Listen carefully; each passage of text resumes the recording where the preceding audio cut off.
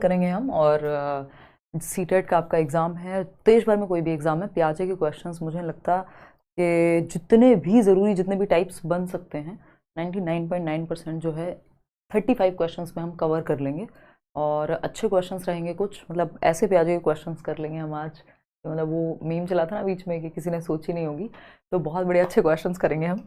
और बार बार क्वेश्चंस आते हैं तो वो क्वेश्चंस भी लेने ज़रूरी हैं, प्रीवियस ईयर भी, नए भी, पुराने भी, तो सारे क्वेश्चंस करेंगे 35 क्वेश्चंस। और बड़ा मुश्किल हो जाता है, मतलब मुझे बहुत टाइम लगता है ये प्रिपरेशन में, क्योंकि मतलब पिछले 8 साल से हम लोग यूट्यूब पर डिस्कशन कर रहे हैं और इतनी बार मैंने पियाजे के क्वेश्चंस कराए हैं, इतनी बार थियरीज कराई हैं कि वो सेलेक्ट ही करना कि कौन से क्वेश्चंस कराने कौन से छोड़ने, क्योंकि इतनी बार चीज़ें रिपीट हो चुकी है, या मतलब हम इतनी बार कर चुके हैं एक कॉन्सेप्ट को, तो थोड़ी दिक्कत होती है। मतलब मैं एक एडोलेसेंट से एक टीनेजर से एक अडल्ट बन गई हूँ यूट्यूब पे पढ़ाते पढ़ाते पिछले 8 सालों में।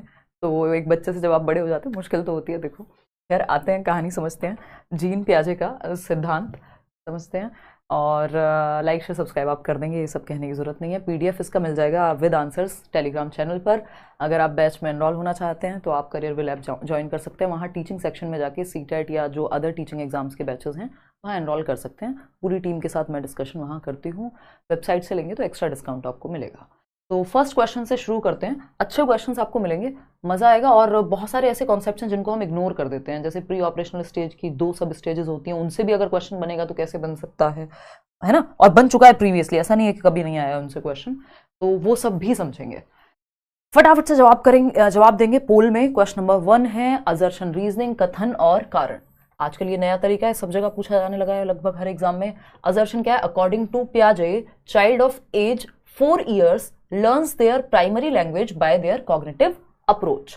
आप कितने भी पियाजे के क्वेश्चंस कर चुके हो, पढ़ चुके हो, ये सेशन इंपॉर्टेंट रहेगा, है ना। और ये जब 35 के 35 क्वेश्चंस आप सॉल्व कर चुके होंगे, ये बात आप तब कहेंगे अपने आप, ठीक। तो पियाजे के अनुसार 4 वर्ष की आयु का बच्चा अपनी प्राथमिक भाषा अपने संज्ञानात्मक दृष्टिकोण से सीखता है, यानी अपनी कॉग्निटिव अप्रोच से लैंग्वेज डेवलप हो रही है, कॉग्निशन से लैंग्वेज आ रही है, ये बात पियाजे कह रहे हैं। क्या कह रहे हैं वो? ऐसा हाँ कह रहे हैं। रीजन क्या है इसका? Language can be developed through cognition, संज्ञान के विकसित होने से, दिमाग के विकसित होने से, क्योंकि कॉग्निशन से जुड़ी हुई है लैंग्वेज। तो पियाजे ये कह रहे हैं कि भाई जैसा कि वाइगोस्की कहते हैं कि लैंग्वेज से कॉग्निटिव डेवलपमेंट होगा, पियाजे कह रहे हैं कॉग्निटिव डेवलपमेंट से, जब दिमाग का विकास होगा तो भाषा अपने आप विकसित होगी। वाइगोस्की कह रहे हैं जब भाषा का विकास होगा तो दिमाग विकसित होगा, है ना, कि लर्निंग से डेवलपमेंट की ओर जाते हैं। समझ लेते हैं थोड़ा सा। इसका जो आंसर है वो both A and R are true and R is the correct explanation of A। ये बात एकदम सही है। कितने लोग सही जवाब दे रहे हैं? 90%, बहुत ही बढ़िया। और ये तो खैर हम बैच की क्लास में शाम को डिस्कस कर रहे थे, ये मेरी जो ड्राइंग है, देखिए एक बार। तो अगर हम देखें यहाँ पे, हमें पता है वाइगोस्की क्या कहते हैं, V फॉर वाइगोस्की। वाइगोस्की और पियाजे दोनों क्या है? रचनावादी हैं। दोनों कहते हैं बच्चे को एक्टिव रखो, है ना। दुनिया भर की बातें, अगर मैं इनकी थियरी पे आ जाऊं तो पता नहीं अंतहीन बातें हैं। 4-5 दिन लगे हैं पियाजे को कंप्लीट करने में, तो वो पॉइंटलेस होगा कि मैं अगर आपको थियरी के बारे में बताना शुरू करूं। देखना एक बार, वाइगोस्की की अगर मैं बात करूं, वाइगोस्की कह रहे हैं कि लर्निंग से, यानी जब आप कुछ सीखते हैं, चाहे वो भाषा ही क्यों ना हो, आपका विकास होगा। वाइगोस्की की जगह पे अगर पियाजे को मैं देखूं तो पियाजे कह रहे हैं कि जब आपका डेवलपमेंट होता है, आपका दिमाग का विकास एज के साथ होता है, तो लर्निंग अपने आप हो जाएगी, यानी लैंग्वेज आ जाएगी डेवलपमेंट से। ये बात हम समझ रहे हैं। खैर ऐसे बहुत सारे बेसिक अंतर हैं पियाजे और वाइगोस्की में, बहुत सारे तो नहीं, बहुत कम ही हैं, कि इनका थॉट और लैंग्वेज को लेकर विचार अलग अलग है, ठीक। इसके अलावा अगर हम बात करेंगे तो पियाजे जो हैं वो, उनको क्रिटिसाइज किया जाता है बहुत सारी चीजों पे कि अगर हम सही से ट्रेन कर दें बच्चे को, तो उन्होंने प्री ऑपरेशनल स्टेज 2 से 7 वर्ष के बच्चे को कम आंका है और फॉर्मल ऑपरेशनल वाले को ज्यादा आंका है। तो इस तरह की बातें आएंगी, बीच बीच में करते रहेंगे।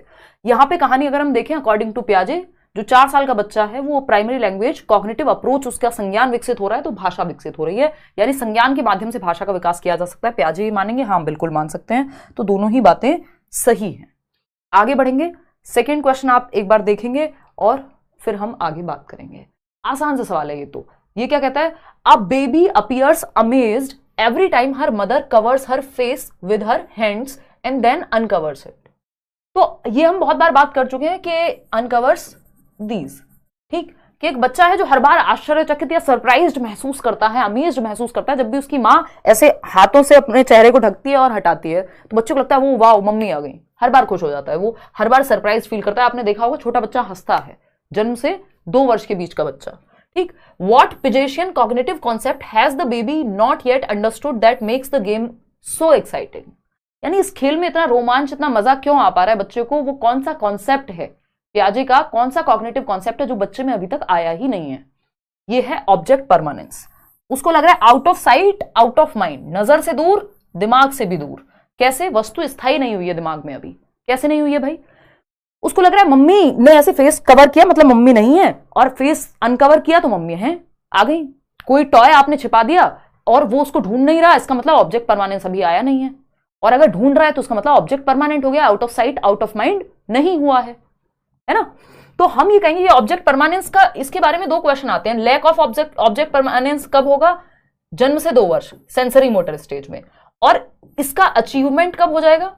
तो इसी स्टेज के अंत तक आते आते सेंसरी मोटर यानी संवेदी गामक जो पहली अवस्था है पियाजे की, SPCF, sensory motor, pre operational, concrete operational और फॉर्मल ऑपरेशनल, SPCF। पूरी पियाजे की थियरी आपकी रिवाइज हो जाएगी बहुत अच्छे से क्वेश्चंस के माध्यम से।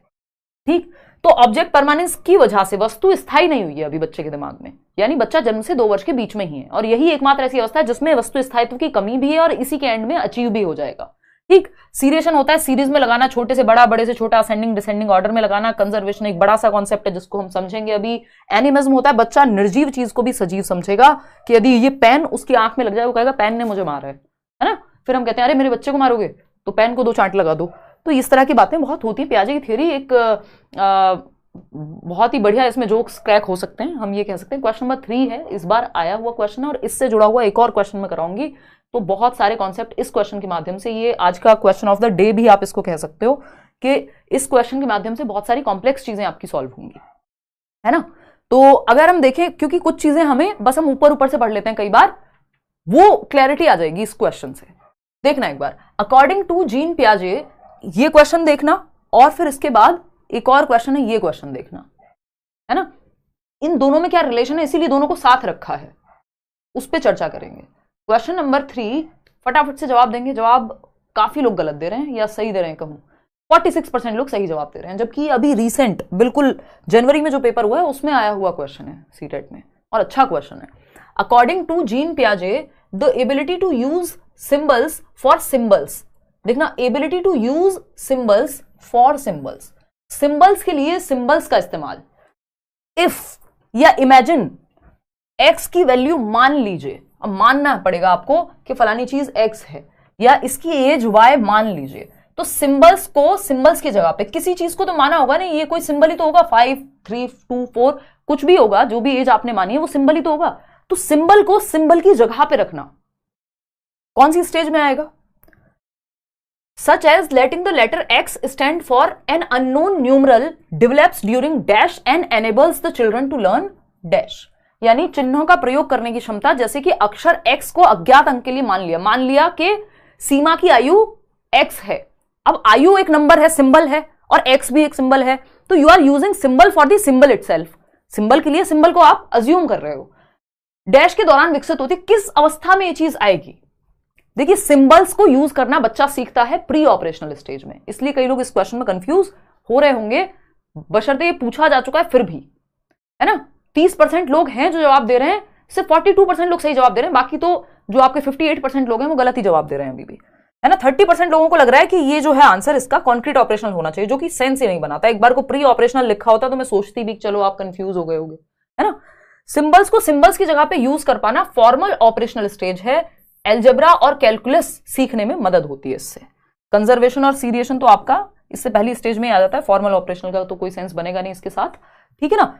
तो औपचारिक संक्रियात्मक अवस्था 11 से 15 वर्ष, जो आखिरी अवस्था है SPCF में, sensory motor, pre operational, concrete और फॉर्मल ऑपरेशनल, ठीक। तो formal operational stage algebra and calculus सीखने में मदद मिलेगी बच्चे को, क्योंकि देखो अगर पूछा होता कि वो बच्चा सिंबल्स का यूज करना कब शुरू कर देता है, साइंस का यूज करना या सिंबल्स का यूज करना कब शुरू कर देता है, बिगिन टू यूज यानी जस्ट शुरू किया है। A for Apple, B for ball, है ना, शक्ति शक्ति शक्तिमान, आपने बोला हॉर्स यानी घोड़ा, उसके दिमाग में घोड़े की पिक्चर आ गई, यानी सिंबल्स के माध्यम से सीख रहा है, ठीक है ना।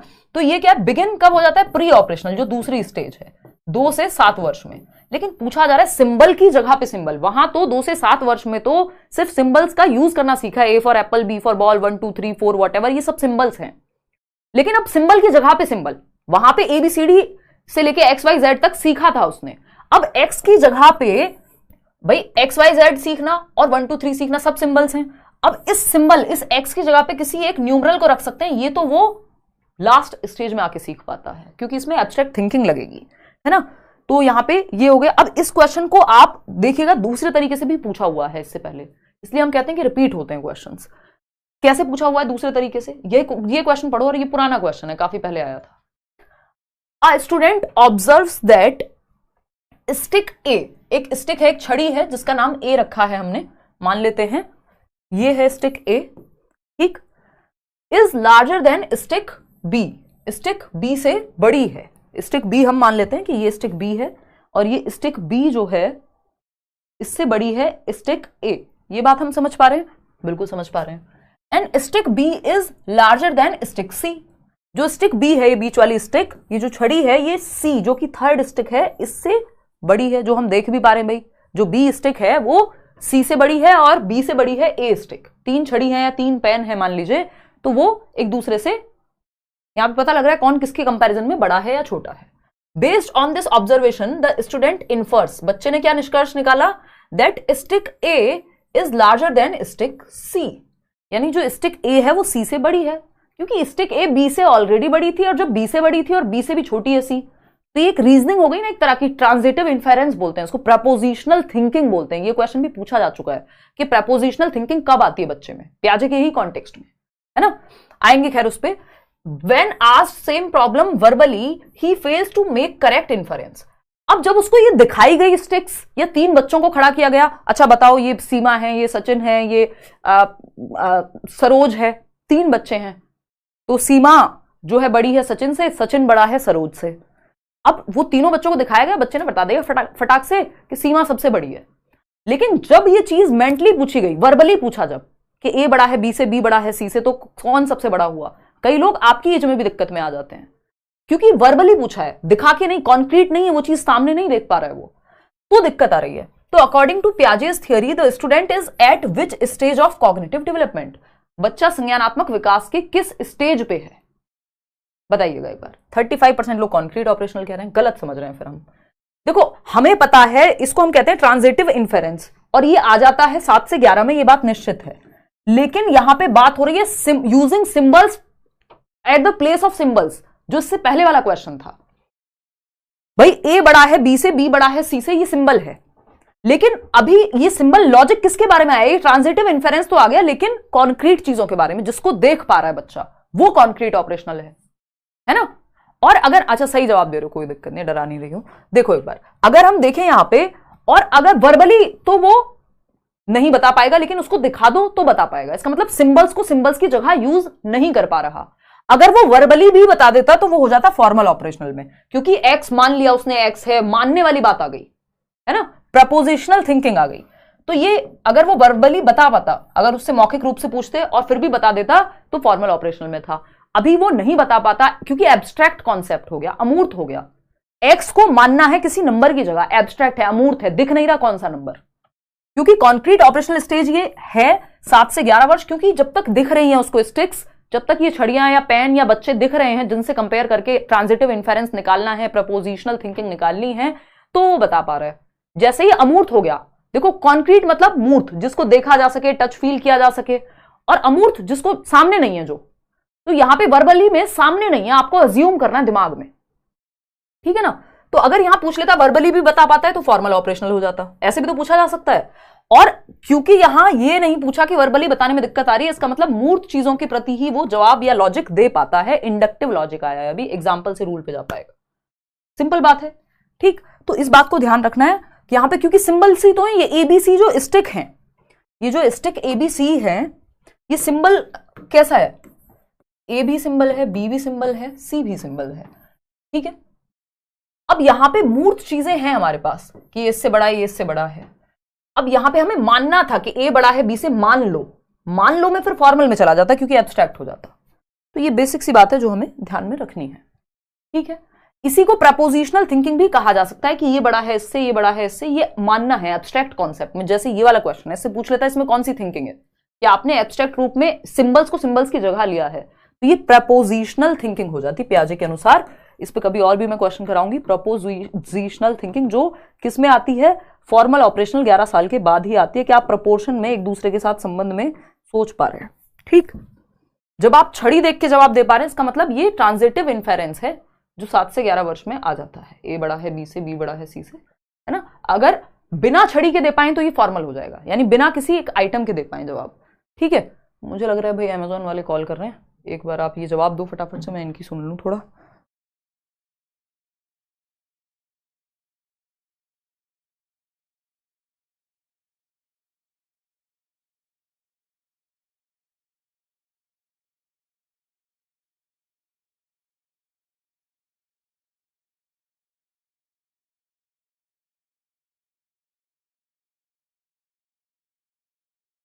देखो एक बार ओटीपी भी नहीं चाहिए और कॉल भी करेंगे, वाह।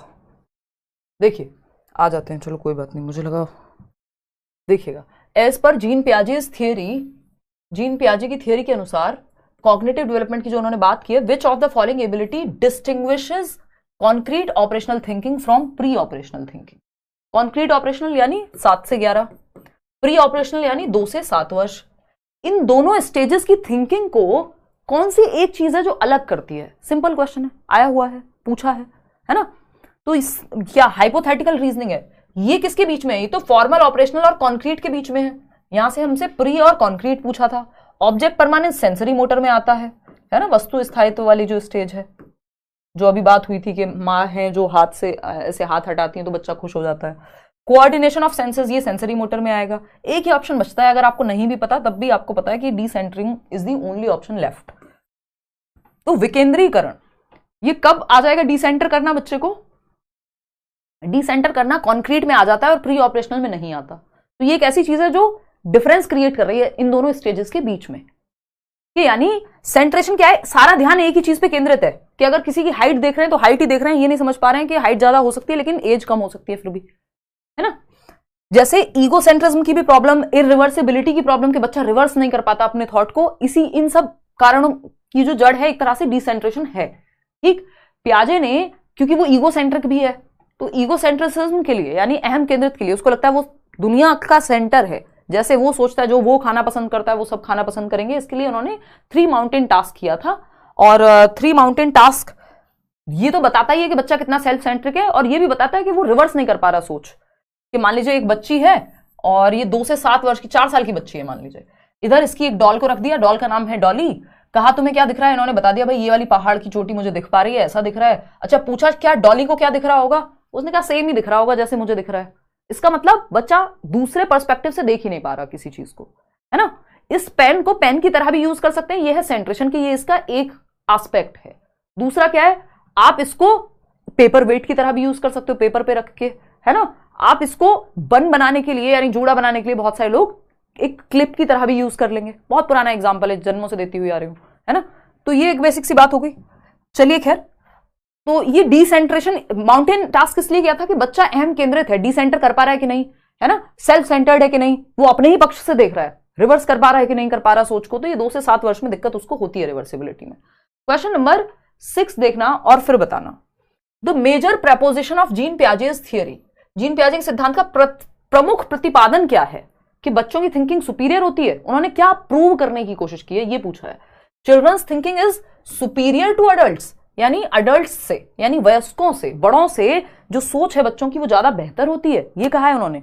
Children's thinking is quantitatively different from adults, यानी मात्रा में अलग होती है। बच्चे कम सोचते हैं, बड़े ज्यादा सोचते हैं, ऐसा कुछ होता है। ये children's thinking is qualitatively different from adults, बच्चों की का जो चिंतन है वो वयस्कों से गुणात्मक रूप से भिन्न है। मतलब क्वालिटी में अंतर है, गुणात्मकता में अंतर है ना।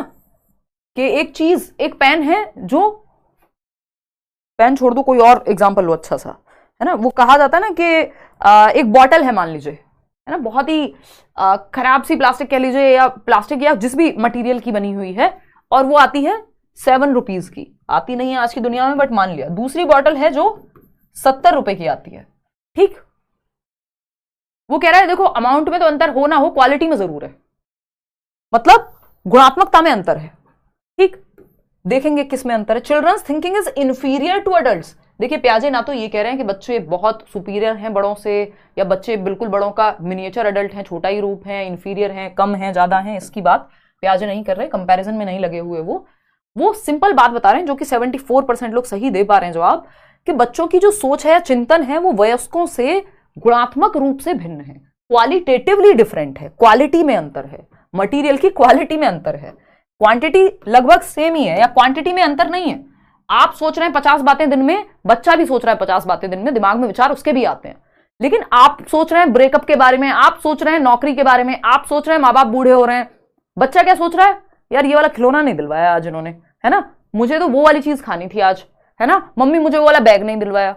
क्वालिटी में अंतर है, गुणात्मकता में अंतर है। सोच आप भी रहे, एक अडल्ट भी सोच रहा है और एक चाइल्ड भी सोचता है, ऐसा नहीं है कि वो थिंकर नहीं है, बल्कि पियाजे ने इस चीज को क्लियर किया कि बच्चे भी सोच सकते हैं, वो भी खाली बर्तन नहीं है, उनके अंदर भी प्रीसेट एग्जिस्टिंग स्कीमाज हैं, जो शुरुआत में तो सिर्फ सर्वाइवल के लिए काम आते हैं, कि बच्चे को जो रिफ्लेक्स के रूप में काम करते हैं, सकिंग, चूसना, पकड़ना, ग्रास्पिंग, इसी तरह के बेसिक रिफ्लेक्सेस होते हैं जो सर्वाइवल स्कीमा के रूप में काम करते हैं। बहुत सारी चीजें हम बाद में सीखते हैं।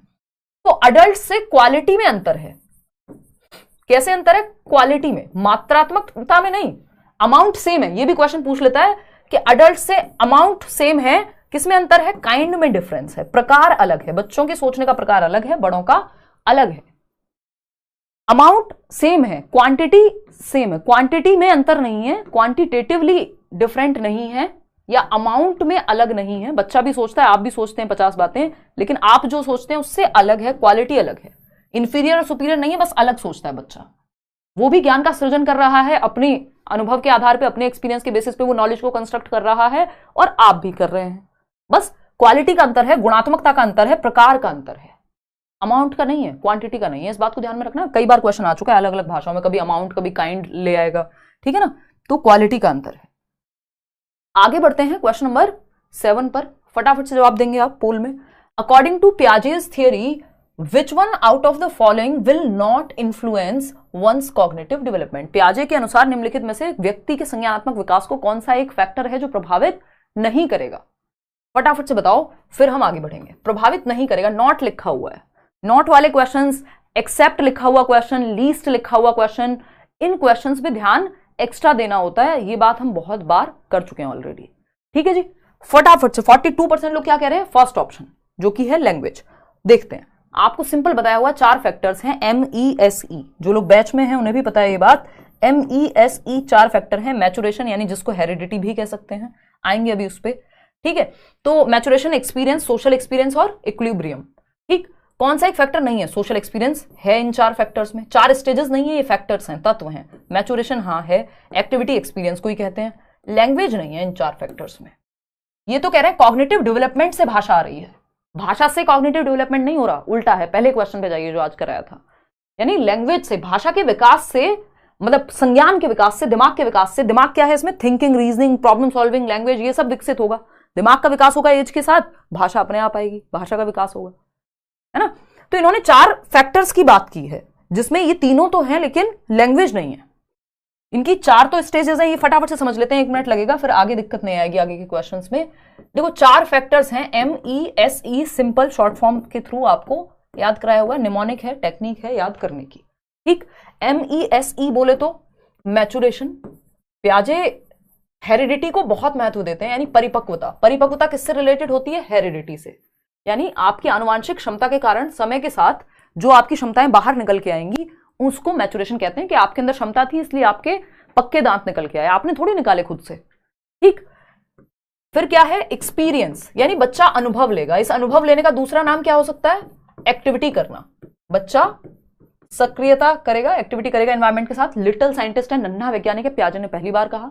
डेवलपमेंटल साइकोलॉजी, विकासात्मक मनोविज्ञान के जनक हैं पियाजे एक तरह से, ठीक।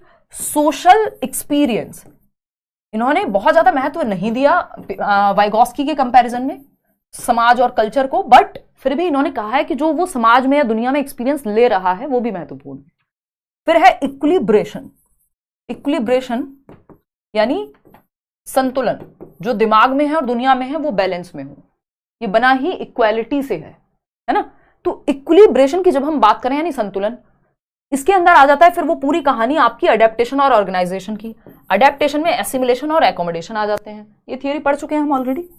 ऑर्गेनाइजेशन यानी दिमाग में कैसे आप स्कीमा में सेट करके रखोगे। स्कीमा क्या है? जो भी एग्जिस्टिंग नॉलेज है आपकी, जो भी आज आप जानते हैं वो सब आपका स्कीमा है। जैसे फोन की स्टोरेज होती है वैसे दिमाग की स्टोरेज को स्कीमा कह रहे हैं हम। मेंटल स्ट्रक्चर्स हैं, मानसिक संरचनाएं हैं जिसके आधार पर आप दुनिया को समझ पा रहे हैं। तो ये 4 फैक्टर्स हैं, 4 थियोरी, जो 4 स्टेजेस हैं वो कौन सी हैं? कोई बताना चाहेगा? फटाफट से बताओ।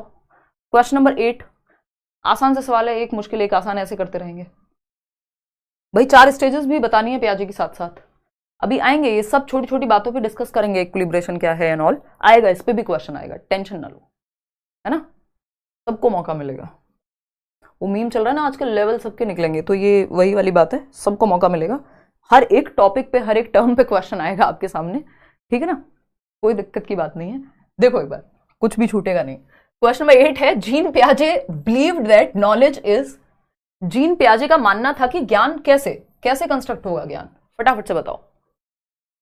को constructed in interactions with more knowledgeable other, MKO। इसकी बात वाइगॉस्की करते हैं, पियाजे नहीं करते, तो ये तो हट गया option. A visible behavioural change, व्यवहार में परिवर्तन, इसकी बात बिहेवियरिस्टिक लोग करते हैं जो आपके सिलेबस में नहीं है सीटेट के लेवल पे। Constructed by the child rather than being passed passively from the environment, पर्यावरण से निष्क्रिय रूप से पारित होने के बजाय बच्चा सक्रिय रूप से निर्मित करता है, बच्चा एक्टिव होता है। बच्चा जिस ऑप्शन में एक्टिव है, 99% पेडागोजिकल क्वेश्चन सही हो जाएंगे जहां आप बच्चे को एक्टिव रख रहे हैं, तो बच्चा एक्टिव है। इनेट and given rather than acquired through interactions, ये कह रहे हैं बच्चे को कोई कहीं से भगवान जी भर देते हैं, एक कैप्सूल देते हैं हम जब वो पैदा होता है, और उससे सारी नॉलेज उसके अंदर, जैसे वो मेमोरी कार्ड नहीं आता था पहले, चिप बोलते थे जिसको, है ना, या पेन ड्राइव, उसमें जैसे गाने भर सकते हो आप, वैसे ही दिमाग में भी भर दोगे ज्ञान और सब कुछ। ऐसा नहीं होता। पियाजे कह रहे हैं ज्ञान निर्मित किया जाता है, बच्चा सृजित कर रहा है दुनिया में एक्टिविटी करके।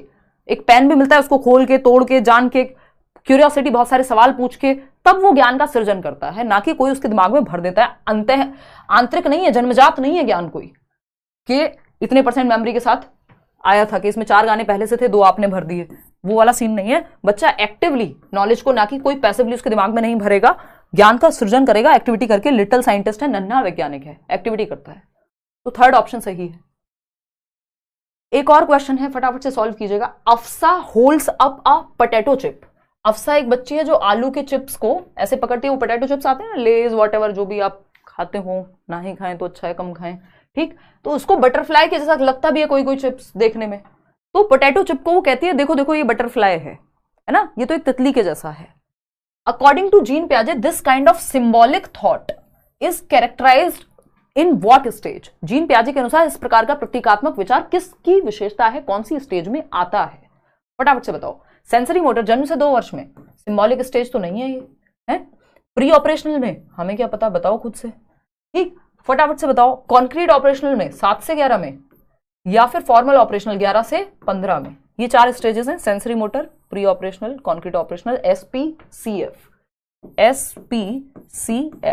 सेंसरी मोटर पहली स्टेज, फिर प्री ऑपरेशनल, कॉन्क्रीट और फॉर्मल, ठीक है जी।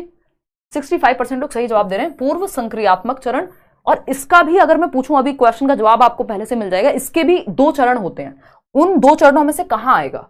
इसकी 2 सब स्टेजेस हैं प्री ऑपरेशनल स्टेज की। ये जो सेकंड स्टेज है, होती तो पहली स्टेज की भी सब स्टेजेस हैं, बट वो आपके काम की नहीं है, इससे क्वेश्चन पूछा जा चुका है तो जानना जरूरी है ना। प्री ऑपरेशनल स्टेज की 2 सब स्टेजेस हैं। पूर्व संक्रियात्मक अवस्था जिसमें सिंबल्स डेवलप हो रहे हैं, एनिमल्स में बच्चा निर्जीव को सजीव समझेगा एंड ऑल।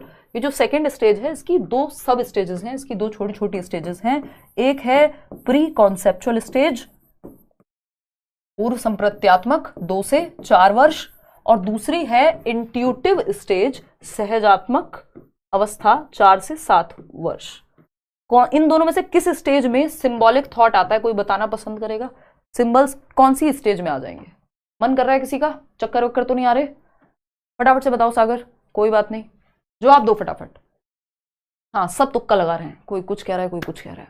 चलो देखते हैं, अभी ये क्वेश्चन का जवाब आगे मिलेगा। एक क्वेश्चन है, मैंने प्रॉपर डाला हुआ है तो आपको समझ आ जाएगा। अभी आप तुक्के लगाओ, है ना। कोई कह रहा है इंट्यूटिव, कोई कह रहा है प्री कॉन्सेप्चुअल, अभी आएंगे उस पर, डोंट वरी।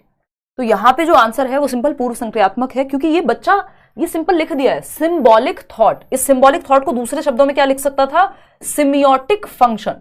सिंबल्स के थ्रू फंक्शन करना बच्चे ने सीख लिया है ना, कि वो हैरी पॉटर की झाड़ू को, अपने घर की झाड़ू को हैरी पॉटर के उस झाड़ू की तरह समझ रहा है जिसपे वो बैठ के उड़ सकता है, शक्तिमान की तरह घूमना चाह रहा है ना। सिंबल्स के माध्यम से उसमें सीखने की क्षमता आ गई है।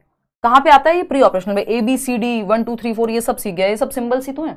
तो सिंबल्स को सीखना शुरू करता है वो इस स्टेज में, कि वो बटरफ्लाई को कैसे कर रहा है। जैसे हम हैरी पॉटर की, या वो डॉक्टर खेलना है ना, तो वो झाड़ू या एक रिमोट को फोन की तरह यूज कर रहा है, तो वो भी तो सिंबल ही है एक तरह से, ठीक। तो ये क्या प्री ऑपरेशनल स्टेज में हो जाती है ये चीज, पूर्व संक्रियात्मक में। क्वेश्चन नंबर 10 देखिएगा फटाफट से, क्या कहता है। ये एक आसान कहोगे या जैसा आपका मन करे कहने का, इसका जवाब मैं दूंगी, अभी आएगा क्वेश्चन कौन सी स्टेज में होती है चीज। क्वेश्चन नंबर 10 देखिएगा, which of the following is not true, यानी कौन सी एक बात सही नहीं है। Which of the following is not true about constructivist learning theories, रचनावादी शिक्षण सिद्धांतों के बारे में कौन सी एक बात सत्य नहीं है। रेफरल कोड करियरविल पे CW20 है, आई थिंक करियरविल 20, जो वेबसाइट पे आप लगाएंगे तो 20% डिस्काउंट वहां लिखा हुआ भी होगा, एक बार चेक कर लेना, देखना एक बार। Third option, which of the following is not true about constructivist learning theories, रचनावादी शिक्षण। रचनावादी में पियाजे भी आते हैं, वाइगॉस्की भी आते हैं। जो रचनावादी कौन लोग, जो कहें ज्ञान की रचना की जा सकती है एक्टिवली, बच्चा एक्टिविटी करके सीख सकता है, दोनों कहते हैं, पियाजे भी वाइगॉस्की भी। पियाजे रेडिकल कंस्ट्रक्टिविस्ट हैं, वो कहते हैं इंडिपेंडेंट एक्टिविटी, हेरिडिटी, जेनेटिक्स ये इंपॉर्टेंट है, और वाइगॉस्की कह रहे हैं सोसाइटी और कल्चर इंपॉर्टेंट है, ठीक है ना। पूछा है कौन सी बात गलत है, जहां बच्चा एक्टिव नहीं है वही बात गलत है। Learners build their own knowledge and understanding, शिक्षार्थी अपना ज्ञान और समझ स्वयं बनाते हैं, सही है, बच्चा एक्टिव है। जो जहां बच्चा एक्टिव है वो तो सही है। New information is created from prior knowledge, नया ज्ञान पूर्व ज्ञान के आधार पर बनता है, बिल्कुल सही है। मैं कुछ आज नया सीख रही हूं, जो पहले सीखा है उसी के बेसिस पे तो बिल्डिंग बनेगी, नींव पे ही तो बिल्डिंग बनाएंगे, है ना। ओल्ड नॉलेज से, प्रीवियस नॉलेज से ही तो पूर्व ज्ञान से नए ज्ञान को जोड़ते हैं, नोन टू अननोन जाते हैं ना, ज्ञात से अज्ञात की ओर।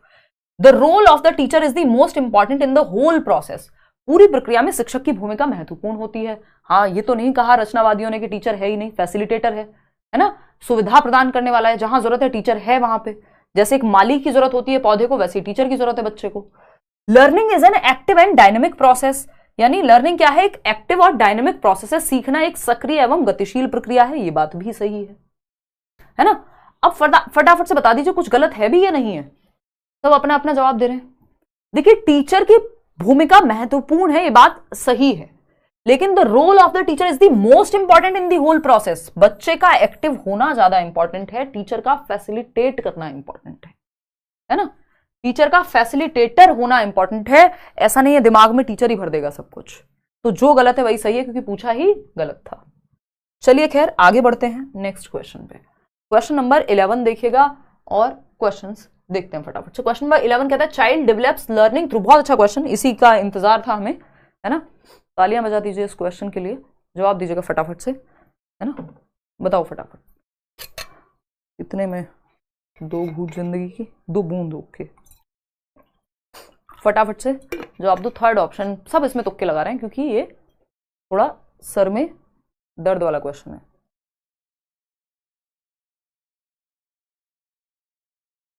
फर्स्ट पेपर की, यार फर्स्ट पेपर हो सेकंड पेपर हो 1000 रुपये फीस है, दोनों की शायद 1200-1300 है आफ्टर डिस्काउंट। देखो question number 11, child develops learning through signifiers in which sub stage of Piaget's theory. चक्कर वक्कर तो नहीं आ रहे, सब ठीक, बहुत बढ़िया। 54% लोग 54% लोग फर्स्ट कह रहे हैं, लिख देती हूँ मैं, कहीं आप कल को मना ना कर दें कि नहीं हमने नहीं दिया था ये जवाब। 27% लोग जो हैं बी कह रहे हैं, है ना। बाकियों को तो काउंट क्या ही करें, है ना, वो तो 10% 9% ऐसी सी कहानी है। देखना अब एक बार समझते हैं, कुछ नहीं है, बस एक शब्द घुमाया है और आपके सर में दर्द हो गया। पियाजे के सिद्धांत के किस उपचरण में, नहीं नहीं नहीं, सब स्टेज भी तो है, इसमें तो होना ही था। बच्चा संकेतकों के माध्यम से, संकेतों के माध्यम से, सिग्निफायर्स यानी संकेत, सिग्निफायर्स में क्या होगा, सिंबल्स ABCD, और क्या हो सकता है, साइन, राइट जाना है ना, या किसी ने ऐसे ये कहा तो बच्चे को समझ आ जाता है, हाँ ठीक है, गुड, बढ़िया, है ना। सिंबल्स, आंखें दिखाई तो डर गया, साइन ही तो है डर का कि आंखें दिखा रहा है कोई, तो सिंबल्स और साइन के माध्यम से सीखने लगता है। किस स्टेज में? आपको पता है 2 से 7 वर्ष में। सिग्निफायर्स या सिम्योटिक फंक्शन या सिंबॉलिक थॉट, बात बराबर ही है, सेम ही बात है। तो जब वो सीखने लगेगा सिग्निफायर्स के माध्यम से, कौन सी स्टेज में? सब स्टेज में। कौन सी? प्री ऑपरेशनल की। प्री ऑपरेशनल की 2 सब स्टेज बताई है मैंने आपको सिर्फ, और अभी बता चुकी हूं, तब भी आपने काफी गड़बड़ इसमें की। 2 सब स्टेजेस बताई थी, वो 2 सब स्टेजेस कौन सी थी? एक थी प्री कॉन्सेप्चुअल, दूसरी थी इंट्यूटिव। तो आपको लेना देना ही नहीं है, जब इंट्यूटिव दिया ही नहीं है तो बचा क्या ऑप्शन में? Pre conceptual. इतनी रीजनिंग भी लगा लिया करो यार, है प्री कॉन्सेप्चुअल स्टेज, क्योंकि यहां इंट्यूटिव स्टेज है ही नहीं, और आपको पता है सिंबॉलिक थॉट आता प्री ऑपरेशनल में ही है। तो पूर्व संप्रत्यात्मक चरण 2 से 4 वर्ष में सिंबॉलिक थॉट आ जाता है बच्चे में। यहीं पे वो जो है ईगोसेंट्रिक भी है, अहम केंद्रित भी है, निर्जीव को सजीव भी समझ रहा है ना। इंट्यूटिव, अच्छा इंट्यूटिव स्टेज तो दिया हुआ था यार ऑप्शन में, मुझे लगा मैं आप लोगों के साथ ज्यादा जागती कर रही हूँ, दिया हुआ है, सही बात है, फिर तो कंफ्यूज होना बनता है ना। 4 से 7 वर्ष की अगर मैं बात करूं तो ये इंट्यूटिव स्टेज है, इसमें ईगोसेंट्रिज्म जो है वो कम होने लगता है ना। बच्चों को लगता है कि उसको बहुत सारी चीजों का पता है, कैसे पता है ये नहीं पता होता उसे, क्यों? क्योंकि इसी में वो ट्रांसडक्टिव रीजनिंग होती है, जो इंट्यूटिव स्टेज है, कि उसे वो रीजन करने की कोशिश कर रहा है कि 2 अलग अलग चीजें अगर हो रही हैं, जैसे बिजली कड़की और लाइट चली गई, इलेक्ट्रिसिटी, उसको लग रहा है ये इलेक्ट्रिसिटी गई है डर की वजह से, क्योंकि बादल कड़क रहे हैं, आवाज आ रही है।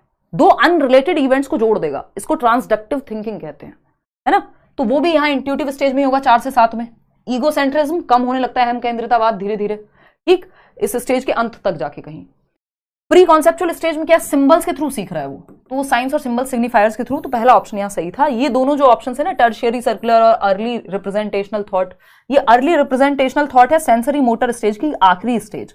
सेंसरी मोटर स्टेज हम करते नहीं है क्योंकि आपके सर में दर्द हो जाएगा, जनरली टीचिंग में नहीं पूछा जाता है, अगली बार से ये भी करने लगेंगे, है ना। तो अर्ली रिप्रेजेंटेशनल थॉट होता है कि सेंसरी मोटर स्टेज के अंत तक आते आते पहली बार बच्चा दिमाग में सिंबल्स बनाने लगता है। अब आपके सर में दर्द हो जाएगा अगर ये बता दिया कि ये सिंबल्स 2 से 7 में नहीं, यहां भी बनने शुरू हो गए थे, है ना, कि वो फिंगर्स को यूज करके फोन की तरह करने लगेगा, है ना। तो ये क्या है?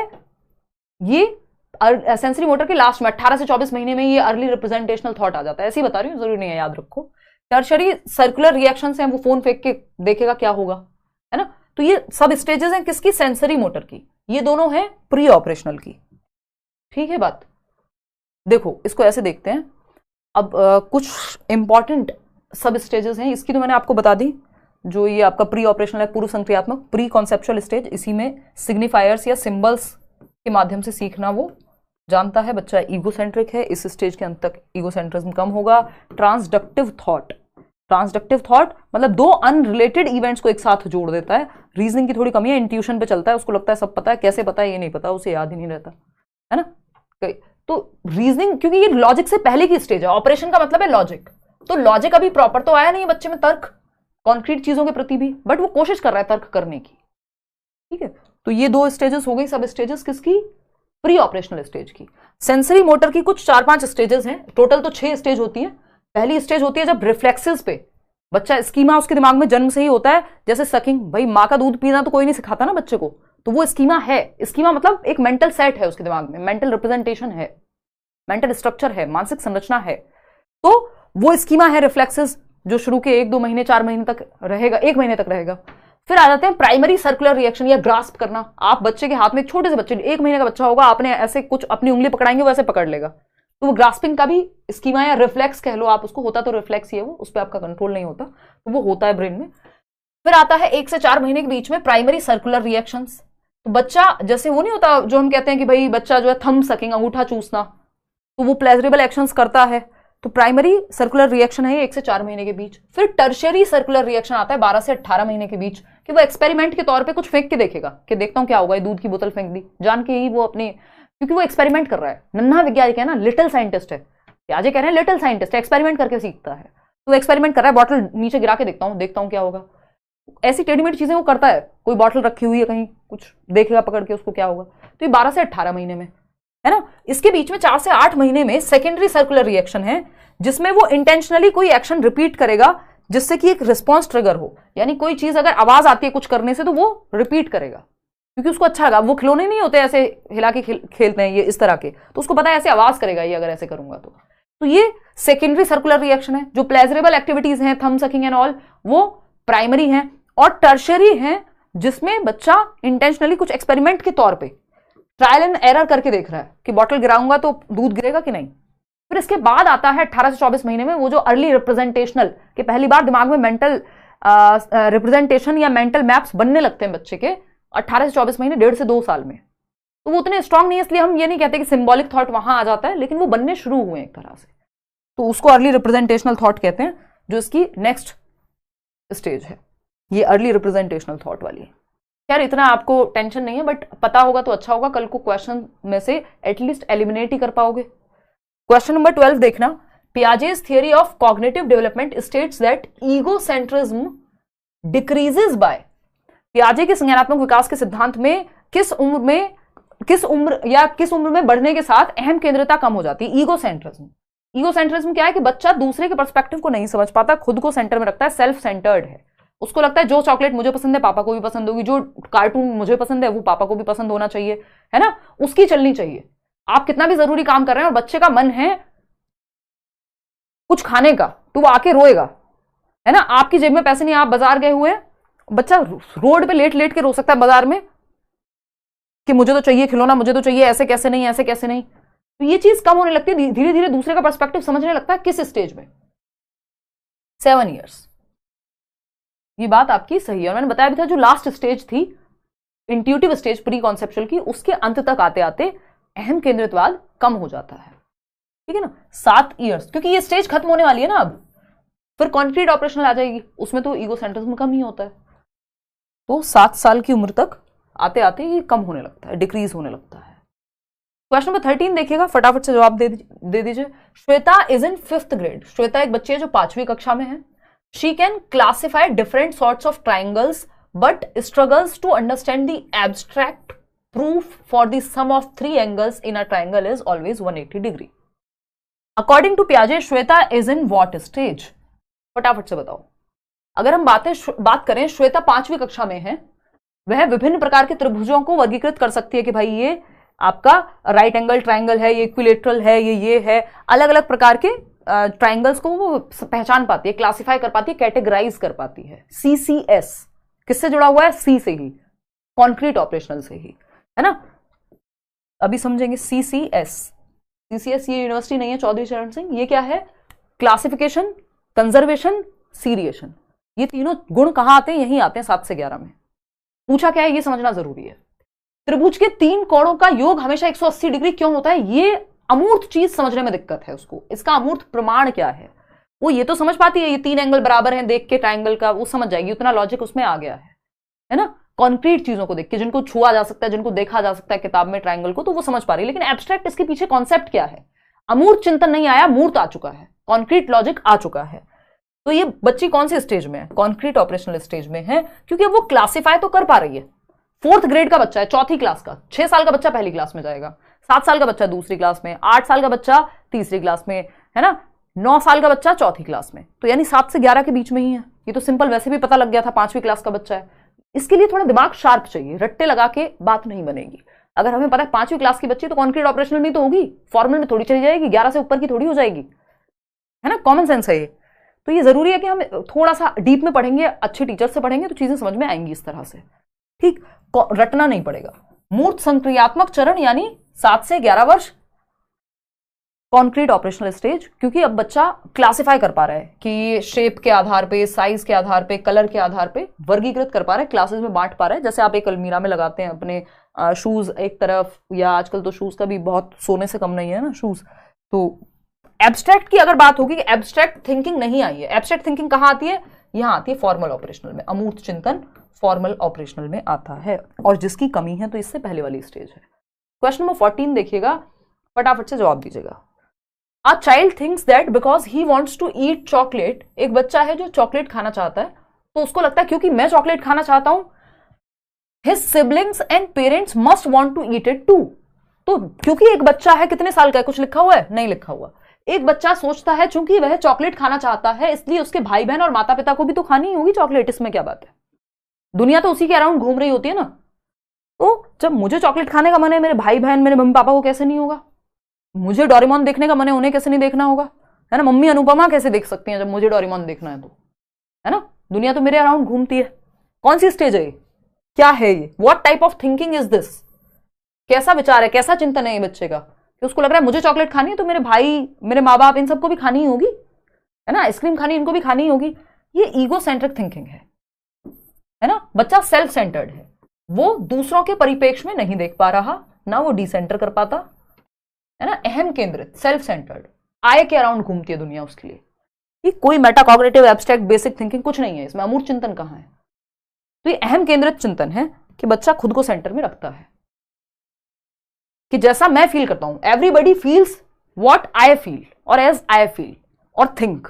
जैसा मैं सोचता हूं, जैसा मैं महसूस करता हूं, मेरे भाई बहन, मेरे आसपास के सारे लोग वैसे ही करते हैं। अगर मेरा डोरेमोन को कुछ कहा गया तो मैं लड़ाई कर दूंगा। कुछ लोग होते हैं ना, अभी भी आप देखेंगे बड़े हो जाते हैं तब भी, उनकी पॉलिटिकल पार्टी जिसको वो सपोर्ट करते हैं ना, उन्हें कोई जानकारी नहीं, कुछ नहीं, कोई ज्यादा ठीक से नहीं, बस कोई नेता उन्हें पसंद है, वो अपने घर वालों से लड़ने को तैयार हो जाएंगे उस पॉलिटिकल पार्टी के लिए या उस नेता के लिए जिसका ना उन्हें कुछ अता पता। उनको लगता है सबको यही पसंद करना चाहिए। ऐसे कैसे? कोई कहे हमें तो नहीं यार ये वाली पार्टी नहीं पसंद, और ये हमारे देश में बहुत है, रिलीजन और पॉलिटिक्स बहुत तगड़े तरीके से जुड़े हुए हैं। तो अगर हम बात करें तो ये बहुत बार होता है कि नहीं, अगर जो पार्टी मेरी फेवरेट है वो तुम्हारी भी होनी चाहिए, ऐसे थोड़ी होता है ना? इसका मतलब आप ईगो सेंट्रिक हैं, मतलब सेल्फ सेंट्रिक हैं। आपको लग रहा है जैसा आप फील करते हैं वैसा सबको फील करना चाहिए। तो ऐसे बहुत सारे एग्जांपल्स मिल जाएंगे डेली लाइफ में। तो ऐसा नहीं है ईगो सेंट्रिक लोग जो है 2 से 7 वर्ष में ही होते हैं, जीवन पर्यंत भी कुछ लोग हो सकते हैं। अलग अलग तरह का ईगो सेंट्रिज्म अलग अलग स्टेज में चलता है, आगे पढ़ेंगे। देखिएगा एक बार, 47% लोग फोर्थ ऑप्शन कह रहे हैं। अकॉर्डिंग टू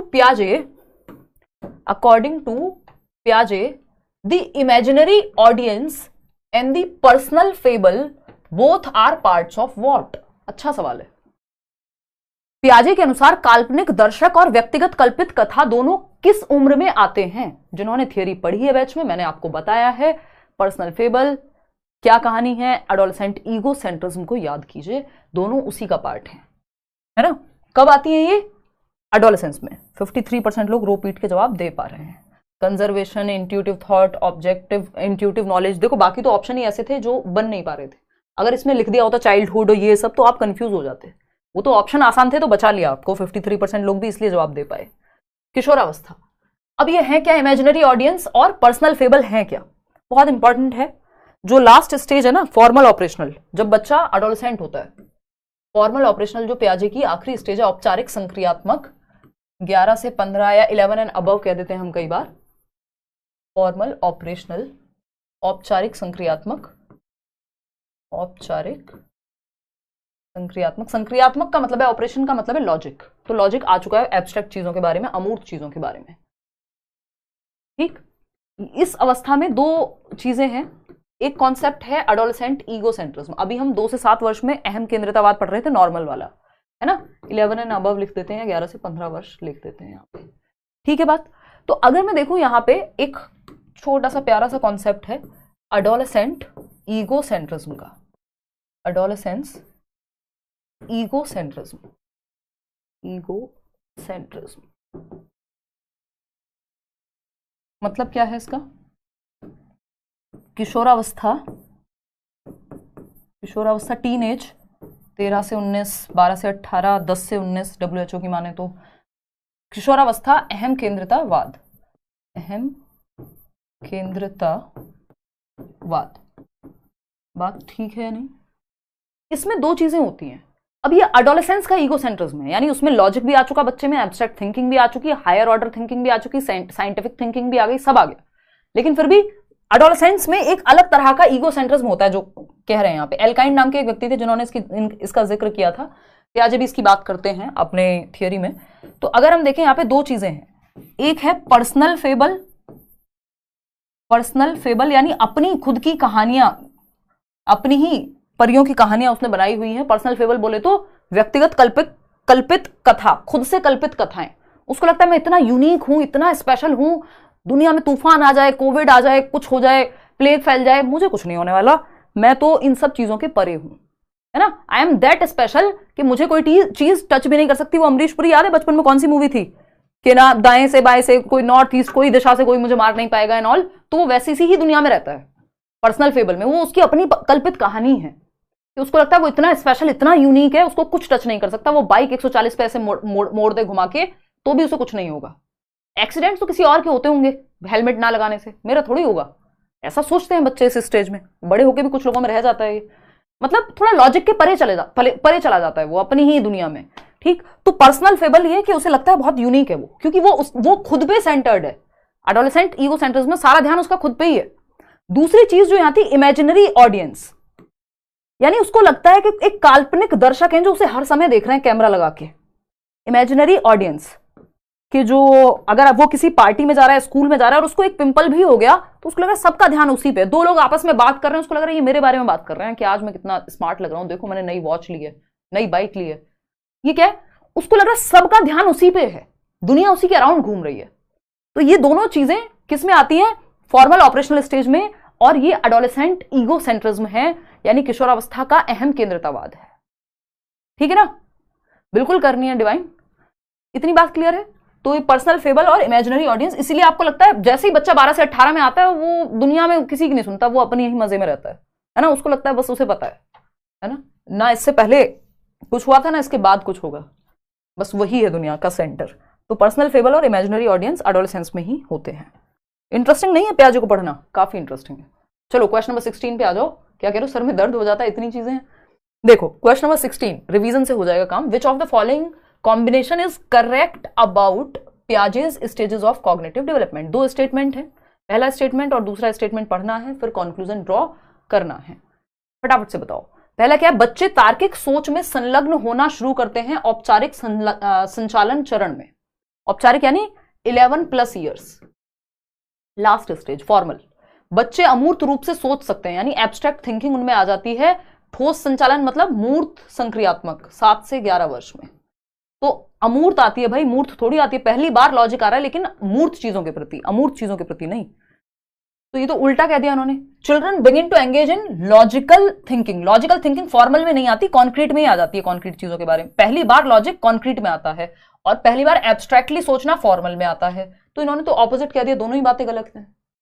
दोनों ही बातें गलत हैं, जबकि 42% लोग थर्ड ऑप्शन कह रहे हैं। ये दोनों गलत क्यों नहीं हो सकते हैं? क्यों लगे रहते हो A and B both are true, both are true? Neither one nor two, दोनों ही गलत है ना तो एक और ना ही दो, दोनों गलत हैं। क्योंकि लॉजिक आता है कॉन्क्रीट ऑपरेशनल में और एब्स्ट्रैक्ट थिंकिंग आती है फॉर्मल ऑपरेशनल में। इन्होंने उल्टा कह दिया। ठीक, तो ये एक बेसिक सी बात है। आगे बढ़ेंगे क्वेश्चन नंबर 17 पे। मजा आ रहा है क्वेश्चंस करने में? फटाफट से बताओ। मेरा सही हुआ है कोई कह रहा है, ठीक है, आपके घर हम एक अवार्ड भिजवा देंगे, देखिएगा। मजाक कर रही हूं, आ जाओ। Question number 17, who is the father of genetic epistemology? अब ये देखने में आसान सा सवाल है बट इसको करना जरूरी है। और जब हमने बैच में डिस्कशन किया बहुत लोगों को ये जानना था क्या है आनुवांशिक ज्ञान मीमांसा के जनक कौन है। अब ये तो आपको पता ही है, पियाजे की थ्योरी चल रही है तो वाइगोस्की का क्वेश्चन क्यों लाऊंगी।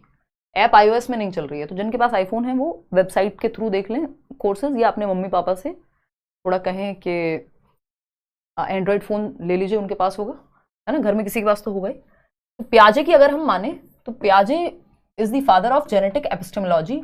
एपिस्टेमोलॉजी होती है कि नॉलेज कैसे डेवलप होती है, ज्ञान का निर्माण कैसे किया जाता है, ये है मीमांसा, ज्ञान मीमांसा। एपिस्टेमोलॉजी फिलॉसफी की एक ब्रांच है। अगर जेनेटिक एपिस्टेमोलॉजी की बात करें तो हेरिडिटी के माध्यम से, यानी जो आपके आनुवंशिक गुण आपको मिले हैं, आपके जेनेटिक्स, आपके डीएनए में जो क्षमता है उसके माध्यम से, जो मैचुरेशन की बात पियाजे कर रहे हैं, कैसे ज्ञान को विकसित करेगा बच्चा अपनी आनुवंशिक क्षमताओं के साथ एक्टिविटी करके, इसी को जेनेटिक एपिस्टेमोलॉजी कहते हैं। क्योंकि पियाजे ना सिर्फ एक साइकोलॉजिस्ट, वो एक बायोलॉजिस्ट भी थे, यानी एक जैव विज्ञानी भी थे, एक मनोवैज्ञानी भी थे और एक फिलोसोफर भी थे, यानी दर्शन शास्त्री भी थे। तो फिलोसोफर, बायोलॉजिस्ट, साइकोलॉजिस्ट, पता नहीं क्या क्या थे। तो उन्होंने बहुत सारी चीजों को एक साथ जोड़ा है। डेवलपमेंटल साइकोलॉजी का जनक भी उन्हें, इसीलिए हम कह रहे हैं। चलिए खैर, ये सब बातें होती रहेंगी, अलग अलग लोग कहते हैं ऐसा। क्वेश्चन नंबर 18 देखिएगा। Which of the following is important for learning according to पियाजे? सीखने के लिए क्या जरूरी है पियाजे के अनुसार? बिलीफ इन इमानेंट जस्टिस, अंतर्निहित न्याय में विश्वास, कि कोई है जो कर देगा हिसाब किताब, वो देख रहा है, सबका हिसाब होगा, है ना, ये वाला बिलीफ कि आपने गलत किया है, आपके साथ गलत होगा, है ना। और कि आपने किसी को बुरा कहा, मैंने मम्मी पापा को कुछ उल्टा जवाब दे दिया, मुझे चोट लग गई 2 मिनट बाद, फिर मम्मी कहेंगी सामने से, आपको लगेगा यार मैंने मम्मी को बुरा बोल दिया था शायद इसलिए आज चोट लगी है, क्योंकि आपको लगता है कोई ऊपर बैठा हुआ है, दाढ़ी वाला या वॉटेवर, दाढ़ी वाली तो ठीक नहीं लगेगा, है ना, तो कोई तो ऊपर बैठा हुआ है जो तुरंत से हिसाब कर देता है, कोई एक सुपर पावर है जो तुरंत हिसाब कर देती है, इमानेंट जस्टिस अपने आप हो जाएगा। तो इसमें ये छोटे बच्चों में होता है 2 से 7 वर्ष के बीच में ज्यादा। और ये ना ये इन्होंने बेसिकली, इनकी एक थियरी है मॉरलिटी की, सबसे पहले जो मॉरल रीजनिंग की थियरी दी थी, मॉरल डेवलपमेंट की, नैतिकता की, सही और गलत की, उस थियरी में इमानेंट जस्टिस की बात की इन्होंने, वो आपको नहीं पढ़नी है सीटेट के लेवल पे, है ना। तो ये डेवलपमेंट, ये वाले चाइल्ड डेवलपमेंट वाली या मतलब ये कॉग्निटिव डेवलपमेंट वाली थियरी नहीं है, फिर इन्हीं की थियरी से इंस्पायर्ड है जो कोहलबर्ग की थियरी है, ठीक। Reinforcement bye teachers and parents, reinforcement की बात मैं आपको बता चुकी, ना प्याजे करेंगे ना वाइगॉस्की, पुरस्कार, दंड, इन सब की बात नहीं करते ये। Active exploration of the environment by the learner, जहां बच्चा एक्टिव है बात खत्म हो गई, बच्चे को एक्टिव रखेंगे। Observing the behaviour of adults, दूसरों के व्यवहार को ऑब्जर्व करने से ज्यादा बच्चे को एक्टिव रखने की बात करेंगे प्याजे, है ना, तो वो सक्रिय है जहां वहीं बात बन जाएगी। दंड, पुरस्कार, कंडीशनिंग, इन सब की बात प्याजे वाइगॉस्की दोनों ही नहीं करते हैं। क्वेश्चन नंबर 19 देखिएगा, देखते हैं। In Jean Piaget's theory dash is said to occur when a child perceives new objects और events in terms of existing schemas. अब इसमें आप खूब गलती करेंगे, है ना, फटाफट से आप बताइए।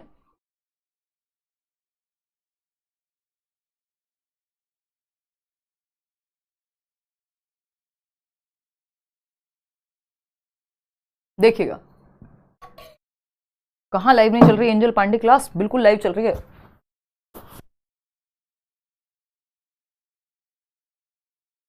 सॉरी, देखिएगा एक बार, अगर हम बात करें यार, नेक्स्ट वीक से हो सकता है आप लोग रेडी रहना कि मैं शाम को 7 बजे कर दूं ये वाली क्लास, बहुत लेट हो जाता है और पिछले 8 साल से सेम टाइम पे क्लास लेके मैं थोड़ा सा बोर भी हो गई हूँ, तो मैं भी, मेरी भी शाम में थोड़ी बच जाएंगी, है ना, थोड़ा बाहर निकल के थोड़ा देखूँ, दुनिया में लोग मिल रहे हैं, कॉफ़ी पी रहे हैं, तो थोड़ा ज़्यादातर चीज़ें बंद हो जाती हैं जब तक ये क्लास खत्म होती है 11 बजे रात को। तो कोशिश रहेगी मेरी नेक्स्ट वीक कुछ सेटिंग बिठा के, क्योंकि ऐप में ये हो पाएगा नहीं हो पाएगा अभी पता नहीं, देखा जाएगा, क्योंकि ऐप में क्लासेस हैं उस हिसाब से कि ये यूट्यूब वाली क्लास 7 बजे कर दूं मैं। देखना एक बार, in Jean Piaget's theory dash is said to occur when a child perceives new objects और events in terms of existing schemas, यानी पियाजे के अनुसार कौन सी चीजें जो होती है जब एक बच्चा परसीव करता है नए ऑब्जेक्ट्स और इवेंट्स को अपने एग्जिस्टिंग स्कीमा के अनुसार। आपको दिक्कत नहीं हुई, क्योंकि इसमें अगर मैं ऐड कर दूं, अच्छा एक काम करो, ये ऑप्शन हटा देती हूं, मैं यहां पे लगाती हूं एकोमोडेशन। अब जवाब देना, अब जवाब देना। एकोमोडेशन बोले तो समायोजन, ये ऑप्शन इजी थे इसमें, इसलिए आप आसानी से निकल गए इससे। समायोजन, हम अपनी टीम को बोलेंगे थोड़ा। देखिएगा, मन कर रहा है किसी का जवाब देने का, फटाफट से नया क्वेश्चन, 4th ऑप्शन हटा दिया। अब किसी का मन नहीं कर रहा, सब चिपक चुके हैं, क्योंकि आपको पता है ये ऑप्शन में है ही नहीं, आपने बनाया है अभी अभी, है 1% लोग बढ़े हैं। देखना एक बार, समझते हैं कहानी क्या है। नो मैम, टाइम यही रहने देना मैम, होता है 7 बजे, क्या होता है ये तो बताओ दीप्ति। मैं एक बार पूछ लूंगी आपसे, कम्युनिटी पे ना एक पोल डाल दूंगी, या लास्ट में आज एक पोल में आप बता देना 7 बजे रखें क्लास के 9 बजे, है ना। एसिमिलेशन, देखो सिंपल बात है, अगर यही परसीव की जगह ट्रांसफॉर्म लिखा होता तो कहानी बदल जाती, ठीक है ना, फ्री एकोमोडेशन हो जाता। अगर मैं बात करूं, यहां पे बात हो रही है जीन पियाजे के सिद्धांत के अनुसार डैश तब घटित होता है जब कोई बच्चा मौजूदा स्कीमा के संदर्भ में नई वस्तुओं या घटनाओं को देखता है। यानी मुझे पता है कि एक एनिमल जिसका एक हम्प होता है, एक कुबड़ होता है, वो उसका नाम हॉर्स होता है। एक दिन मैंने कैमल देखा, यानी ऊंट देखा, और मैंने कहा हॉर्स है, बड़े वाला हॉर्स है। इसका मतलब जो मैं जानती हूं उसके आधार पे मैंने क्या किया, नए ऑब्जेक्ट को परसीव किया है, तो ये एसिमिलेशन है। अभी एकोमोडेट मुझे जरूरत तब पड़ेगी जब मुझे ये ट्रांसफॉर्म करना पड़ेगा एग्जिस्टिंग नॉलेज को, कि कोई मुझे कहेगा नहीं नहीं ये हॉर्स अलग होता है बेटा और ये कैमल अलग होता है, घोड़ा और ऊंट अलग होते हैं, तब मेरे दिमाग में सर में दर्द होगा, डिसइक्विलिब्रियम होगा, असंतुलन होगा। अच्छा, फिर मैं एक नया स्कीमा बनाऊंगी और कहूंगी कि हाँ कैमल अलग है और ये हॉर्स अलग है। तो अभी तो ये सिंपल एसिमिलेशन है कि एक बच्चा है जो दाल चावल मिक्स करके खाना सीख रहा है। जब एग्जिस्टिंग स्कीम के आधार पर बात हो रही है, यानी जितना वो आज जानता है स्कीमास के आधार पर, परसीव्स न्यू ऑब्जेक्ट्स और events in terms of existing schema, कुछ फिट कर रहा है एग्जिस्टिंग स्कीमा में। अगर मॉडिफाई करता प्रीवियस स्कीमा को या फिर ट्रांसफॉर्म करता प्रीवियस स्कीमा को, तब यहां पे एकोमोडेशन हो जाता, एडजस्ट करता तब एकोमोडेशन हो जाता। लेकिन एग्जिस्टिंग स्कीम लिखा हुआ है तो बात नहीं बनेगी। क्वेश्चन नंबर 20 देखिएगा, यहां पे क्या होता है भाई, despite their abilities to solve different kinds of problems dash children still can not think hypothetically. बच्चे हाइपोथेटिकली यानी अभिकल्पनात्मक रूप से नहीं सोच पा रहे, लॉजिक आ गया बट सोच नहीं पा रहे।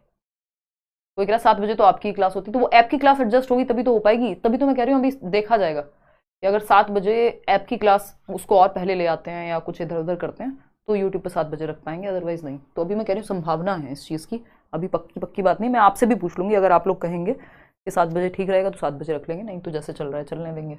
मत देखने दो हमें शाम में, कोई बात नहीं, रातें देख लेंगे। देखो एक बार फटाफट से बताओ, 52% लोग कह रहे हैं विभिन्न प्रकार की समस्याओं को हल करने के लिए उनकी क्षमताओं के बावजूद बच्चे अभी भी काल्पनिक रूप से नहीं सोच पा रहे हैं। हिंदी इसकी ठीक नहीं है, हाइपोथेसिस होता है परिकल्पनात्मक रूप से, यानी लॉजिक के बेस पे हाइपोथेसिस कि अगर कोई प्रॉब्लम सॉल्व की जा सकती है तो उसके बेस, एक लॉजिक के बेस पे आप एक इमेजिनेशन करते हैं कि ये प्रोबेबल सॉल्यूशन हो सकते हैं। तो हाइपोथेसिस आती है आपकी फॉर्मल ऑपरेशनल में, लेकिन यहां आ नहीं पा रही है क्योंकि लॉजिक तो आ गया लेकिन हाइपोथेसिस नहीं कर पा रहे हैं। हाइपोथेटिको डिडक्टिव रीजनिंग आती है कहां, इंडक्टिव रीजनिंग आ गई है, एग्जाम्पल टू रूल जाना कॉन्क्रीट ऑपरेशनल में। तो इसका मतलब बच्चा 7 से 11 में है, मूर्त परिचालन में है या मूर्त संक्रियात्मक में है ना, फॉर्मल में नहीं है अभी। क्योंकि हाइपोथेसिस आ जाती है अगर वो फॉर्मल में होता कि वो इमेजिन करके समझ जाता कि यार अगर अभी मुझे लग रहा है कि इलेक्शन है बीच में, तो इलेक्शन तब तक नहीं होंगे, फिर ये होगा, फिर गवर्नमेंट फॉर्म होगी, इसका मतलब D+B का पेपर बाद में निकलेगा। हाइपोथेसिस जैसे मैं कुछ दिन पहले आपसे कह रही थी कि अगर कुछ दिन और नहीं आया सीटेट का जो नोटिफिकेशन है, 12 तारीख से आचार संहिता लगने वाली थी, मॉरल कोड ऑफ कंडक्ट, तो उसके बाद नई वैकेंसी नहीं निकल पाएगी। ये बेसिक लॉजिक है ना, हाइपोथेसिस है, ये मेरी इमेजिनेशन लेकिन लॉजिक के बेस पे, बिना लॉजिक के नहीं है। तो ये फॉर्मल ऑपरेशनल स्टेज में आएगी, या एब्स्ट्रैक्ट थिंकिंग वहीं पे आएगी, और ये एब्स्ट्रैक्ट है क्योंकि सामने नहीं है ना चीजें। क्वेश्चन नंबर 21 देखिएगा, अकॉर्डिंग टू जीन पियाजे theory of cognitive development in which stage children gain the ability to seriate objects in a specified order. एक निर्दिष्ट क्रम में लगाना सीख जाते हैं बच्चे पियाजे की किस स्टेज में। सीरिएट यानी सीरिएशन, छोटे से बड़ा, बड़े से छोटा, ये क्या है, सबसे बड़ा, फिर उससे छोटा, फिर उससे छोटा, फिर उससे छोटा, फिर सबसे छोटा। स्कूल में किया होगा ना ये सब, जब प्रेयर के लिए, असेंबली के लिए एक लाइन बनती होगी तो सबसे छोटे बच्चे को सबसे आगे, फिर जैसे जैसे हाइट बढ़ती जाएगी सबसे लंबे वाले बच्चे को सबसे पीछे खड़ा करते हैं लाइन में। ये असेंडिंग ऑर्डर है ना, सबसे लंबे बच्चे को आगे खड़ा कर रहे हैं और फिर उसके हिसाब से जो उससे छोटा है फिर उससे छोटा है उसको पीछे लगाते जा रहे हैं, तो क्या होगा, डिसेंडिंग ऑर्डर हो जाएगा। अपवर्ती और अनुवर्ती क्रम में लगाना चीजों को, ये क्या है, सीरिएशन कॉन्क्रीट ऑपरेशनल में आता है। C फॉर कॉन्क्रीट और C फॉर 3 क्षमताएं, CCS। कंजर्वेशन संरक्षण जिसको हम कहते हैं कि शेप और साइज के बदलने से क्वांटिटी सेम रहती है, वॉल्यूम सेम रहता है, ये है कंजर्वेशन संरक्षण। कि ग्लास में पानी 200 ml है, 200 ml रहेगा, बाल्टी में डालो, ग्लास में डालो, किसी में डालो, रिवर्स कर पाएगा अपनी सोच को कि पानी बर्फ बन सकता है और बर्फ पानी बन सकती है, कंजर्वेशन आ जाएगा। क्लासिफिकेशन है अलग अलग क्षमताओं के आधार पे, अलग जो ट्राइंगल है उसको ट्राइंगल के आधार पे अलग कर दिया, जो ग्रीन कलर का है उसको ग्रीन कलर के आधार पे, तो ये क्लासिफिकेशन है, वर्गीकरण। और तीसरी चीज है सीरिएशन, क्रम में लगाना। ये तीनों चीजें कॉन्क्रीट ऑपरेशनल में ही आ जाती हैं बच्चे में, है ना, 7 से 11 में। तो मूर्त संक्रियात्मक अवस्था है, सिंपल आंसर। बात ठीक है या नहीं, बिल्कुल ठीक है। चलिए आगे बढ़ते हैं, क्वेश्चन नंबर 22 देखते हैं। 22वां सवाल फटाफट से देखेंगे। अकॉर्डिंग टू जीन पियाजे एन ऑनगोइंग प्रोसेस, एक ऑनगोइंग प्रोसेस है, चल रही है, which refines and transforms mental structures is called dash. बताइए फटाफट से। जीन पियाजे के अनुसार एक सतत प्रक्रिया जो मानसिक संरचनाओं को परिष्कृत और परिवर्तित करती है उसे डैश कहा जाता है। डेफर्ड इमिटेशन जन्म से 2 वर्ष में आता है। बच्चे ने देखा पापा को शेव करते हुए, मम्मी को मेकअप करते हुए, कुछ दिनों बाद वो भी मेकअप में नहाया हुआ मिला, यानी उसने विलंब करके दिमाग में रख लिया था अपनी मेमोरी के आधार पर, बाद में इमिटेट किया, नकल किया। ये है डेफर्ड इमिटेशन, जन्म से 2 वर्ष के अंदर आएगा। ऑब्जेक्ट परमानेंस आपको पता ही है, जो चीज सामने नहीं है, out of sight out of mind नहीं होता, ये भी जन्म से 2 वर्ष में ही आ जाता है। एसिमिलेशन है कि एकोमोडेशन, तो ये दोनों तो हटा लो, यहां कोई सेंस नहीं बना रहे। सी या डी में से एक होगा। 47% लोग कह रहे हैं सी होगा, 28% लोग कह रहे हैं डी होगा, तो 47% लोग इसमें गलत हैं। आत्मसातीकरण नहीं होगा इसका आंसर। क्यों नहीं होगा समझते हैं। अकॉर्डिंग टू जीन पियाजे एन ऑनगोइंग प्रोसेस, एक ऑनगोइंग प्रोसेस है which refines and transforms mental structures.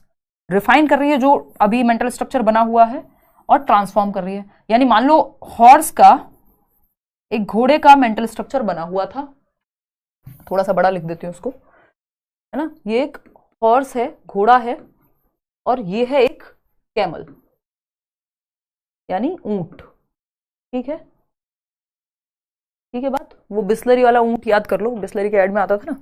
घोड़ा है ये, सुल्तान नाम था ना किसी घोड़े का, कोई तो एक कहानी थी बचपन में पढ़ते थे हिंदी में। तो अब यहां पे ऑनगोइंग प्रोसेस चल रही है विच रिफाइन्स एंड ट्रांसफॉर्म्स। अब ऑनगोइंग प्रोसेस क्या करेगी, भैया ये घोड़ा होता है, ये ऊंट होता है, इसको रिफाइन किया कि घोड़े में और ऊंट में क्या अंतर है, ठीक किया उसको स्कीमा को कि घोड़ा इसमें ये अंतर है, कैमल में ये अंतर है, बिल्ली अलग तरह की आवाज निकालती है, कुत्ता अलग तरह की, तो ये रिफाइन किया अपने बिल्ली वाले स्कीमा को। पता चले अगली बार कुत्ता देख के बिल्ली कह दो, अगली बार फिर से ऊंट देख के कहीं घोड़ा ना कह दो, तो रिफाइन कर रहे हो उसको, अच्छे से धार दे रहे हो कि घोड़ा एग्जैक्टली क्या है, ऊंट एग्जैक्टली क्या है। और ट्रांसफॉर्म कर रहे हो मेंटल स्ट्रक्चर को, मेंटल स्ट्रक्चर को चेंज कर रहे हो जहां जरूरत पड़ रही है, ताकि बैलेंस में रह सकें चीजें। जहां जरूरत पड़ी कैमल का नया स्कीमा बनाया है ना, ताकि बैलेंस में रह सकें चीजें। जो जानते हो, जो दिमाग में है और जो दुनिया में देख रहे हो, वो रिफाइन होकर साथ में बैलेंस में काम करते रहे। इसी को इक्विलिब्रेशन कहते हैं, इसी को संतुलन कहते हैं। इसमें सब कुछ आ जाएगा, आप अडेप्ट करोगे, ये करोगे, वो करोगे, एसिमुलेट करोगे, एकोमोडेट करोगे, सब कुछ करोगे, ताकि ट्रांसफॉर्म होती रहे चीजें, रिफाइन होती रहे, ऑर्गेनाइज करेंगे, वो पूरा सब कुछ इसी में आ जाएगा। ठीक है ना। ये इक्विलिब्रेशन वो इक्विलिब्रेशन है जो मैंने बताया था ना शुरुआत में, 4 कैरेक्टरिस्टिक्स होते हैं पियाजे की थियोरी में, ये रहा है ना, भूल गए आप शायद। ठीक, ये इक्विलिब्रेशन है। इस इक्विलिब्रेशन में ही ऑर्गेनाइजेशन होता है कि आप ब्रेन में ऑर्गेनाइज करते जाएंगे अलग अलग चीजों को, कि भाई एक पियाजे का स्कीमा है, इसको साइड में रखा है, इसको मैथ्स को अलग इधर रखा दिमाग में, ये सब सेटल्ड है। जैसे एक दुकान पे कोई व्यक्ति, आज की डेट में आते हैं ना वो स्टोर्स पे, सिक्के एक कॉर्नर में एक बॉक्स में रखे हुए हैं, नोट जो है 10 के वो एक बॉक्स में, 100 के नोट एक बॉक्स में, तो ऐसे ब्रेन में चीजें ऑर्गेनाइज्ड हैं। अगर मैं बात करूं, इक्विलिब्रेशन में एक प्रक्रिया होती है अडेप्टेशन की, यानी कैसे आप जैसे सर्दी में सर्दी वाले कपड़े पहनते हैं, गर्म चीजें पीते हैं, खाते हैं, ये क्या है, अडेप्ट किया है आपने मौसम के अनुसार। ऐसे आपका जो बच्चा है वो दिमाग भी आपका अडेप्ट करता है चीजों के अनुसार या माहौल के अनुसार, एनवायरमेंट के अनुसार। अब ये जो अडेप्टेशन है इसमें 2 चीजें होती हैं, एक है एसिमिलेशन और दूसरा है एकोमोडेशन। या तो आप कुछ जोड़ेंगे या आप मॉडिफाई करेंगे, रिफाइन करेंगे, ट्रांसफॉर्म करेंगे, यानी अडेप्ट करेंगे, और ये किस में जाएगा, इक्विलिब्रेशन में जाएगा। इन दोनों के बीच में ये डिसइक्विलिब्रियम और इक्विलिब्रियम होता है, वो अभी और मैं आगे बताऊंगी आपको।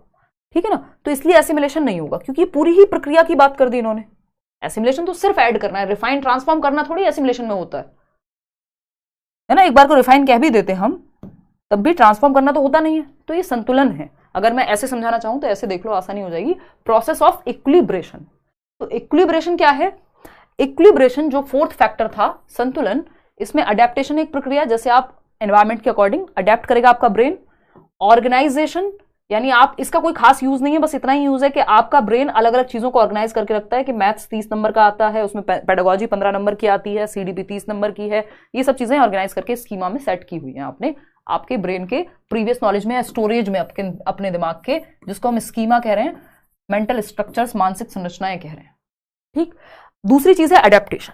अडेप्टेशन क्या कर रहा है आपका ब्रेन, ये सब जो आपका स्कीमा है ना, इसको स्टोरेज की जगह अगर मैं स्कीमा लिख दूं तो ये अपडेट कैसे होगा, इन्हीं प्रक्रियाओं के माध्यम से होगा कि आपका ब्रेन अडेप्ट करेगा, एसिमुलेट करेगा, एकोमोडेट करेगा, स्कीमा अपडेट होगा। क्वेश्चन पूछा जाता है।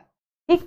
एसिमुलेशन यानी आत्मसात करना, कुछ नया जोड़ेंगे एग्जिस्टिंग स्कीम में। एकोमोडेशन में आप मॉडिफाई करेंगे, ट्रांसफॉर्म करेंगे, है ना, यहां पे आप रिफाइन कर सकते हैं। तो एसिमुलेशन, एकोमोडेशन आ गए।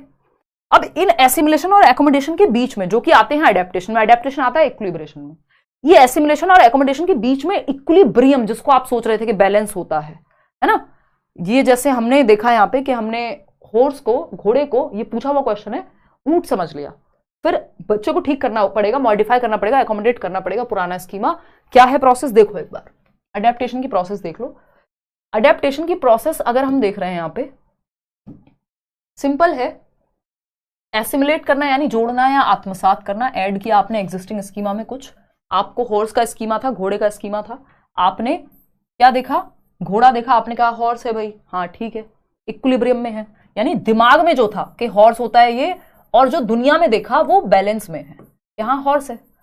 पेन के बारे में बताया किसी ने, पेन देखा, हाँ मम्मी पेन है, बैलेंस में है। जो दिमाग में है यानी जो कॉग्निटिव स्कीमा है आपका और जो बाहर एनवायरमेंट में देख रहे हैं, दोनों बैलेंस में है, संतुलन में है, इक्विलिब्रेशन है ना। इक्विलिब्रियम कहेंगे वैसे तो इसे, इक्विलिब्रेशन, क्योंकि वो बड़ी प्रक्रिया जिसको इक्विलिब्रेशन कह रहे हैं, इक्विलिब्रियम है। अब ये इक्विलिब्रियम क्या होगा, नई सिचुएशन आएगी, नई स्थिति। आपने कैमल को देखा और आपने कहा एक बड़ा हॉर्स विद अ हम्प, एक ज्यादा बड़े कुबड़ के साथ एक बड़ा घोड़ा है, जबकि वो कैमल है। नई सिचुएशन आई, यहां तक आपने जो एसिमुलेट किया हुआ था वही चल रहा है।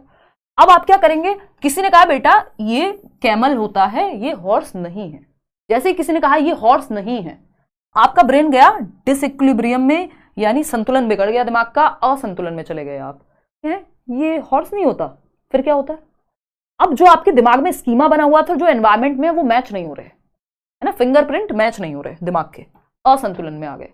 अब आपको एकोमोडेट करना पड़ेगा, चेंज लाना पड़ेगा अपने प्रीवियस स्कीमा में कि हॉर्स अलग है, कैमल का एक नया स्कीमा बनाया, या पहले से है तो उसको मॉडिफाई कर दिया। जो हॉर्स वाला है उसको मॉडिफाई भी करोगे कि नहीं ये वाली चीज हॉर्स नहीं होती है, ठीक है ना। अभी तो ये समायोजन है जो आपने किया। इस पूरी प्रक्रिया को, एसिमिलेशन और एकोमोडेशन की प्रक्रिया को अडेप्टेशन कहते हैं, अनुकूलन कहते हैं। बात ठीक है या नहीं, ठीक है, क्लियर है बात। चलिए बहुत बढ़िया, तो ये बात होपफुली आपको क्लियर हो गई होगी, क्योंकि सिर्फ एसिमुलेशन दिया हुआ था और वहां पे लिखा हुआ था साफ साफ कि मेंटल स्ट्रक्चर्स को रिफाइन भी कर रहे हो, ट्रांसफॉर्म भी कर रहे हो, तो फिर तो इक्विलिब्रेशन यहां पे सही जवाब है। आते हैं क्वेश्चन नंबर 23 पे, फटाफट से जवाब दीजिएगा, थोड़ा स्पीड पकड़ेंगे 25 क्वेश्चन के बाद, क्योंकि अभी तो आप फंस जा रहे हैं हर दूसरे क्वेश्चन में। जीन पियाजे proposed the following sequence of developmental stages. पियाजे की स्टेजेस का सीक्वेंस, सिंपल लड्डू क्वेश्चन है एकदम, बट पूछ लिया गया है कई बार आज तक, तो आपको पता होना चाहिए, मैंने बताया भी हुआ है। SPCF, some people can't focus, कुछ लोग ध्यान नहीं लगा पाते, ये है इनकी स्टेजेस। बैच कंप्लीट बता रहा है, अभी नहीं, वो लेटेस्ट बैच देखो ना 2024 वाला, टीचिंग वाले सेक्शन में जाके, इवन पेडागोजी स्पेशल में भी एडमिशन ओपन है। अभी कहाँ कंप्लीट, अभी चल रहा है बैच धड़ल्ले से। फटाफट से जवाब दो, जल्दी से आंसर करिए।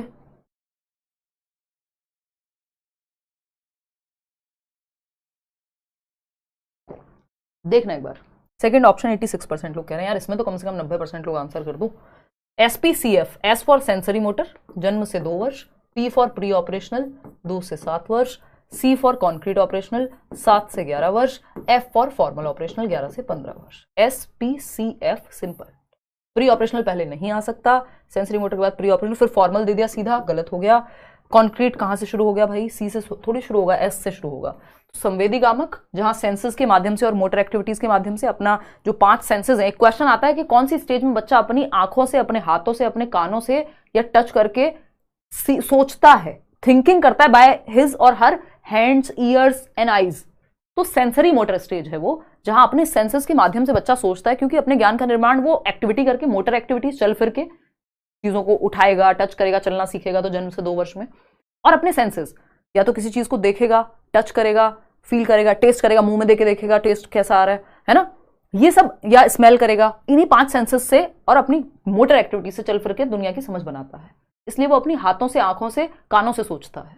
ठीक, चलिए खैर, तो एक ही ऑप्शन सही है, सेकेंड ऑप्शन।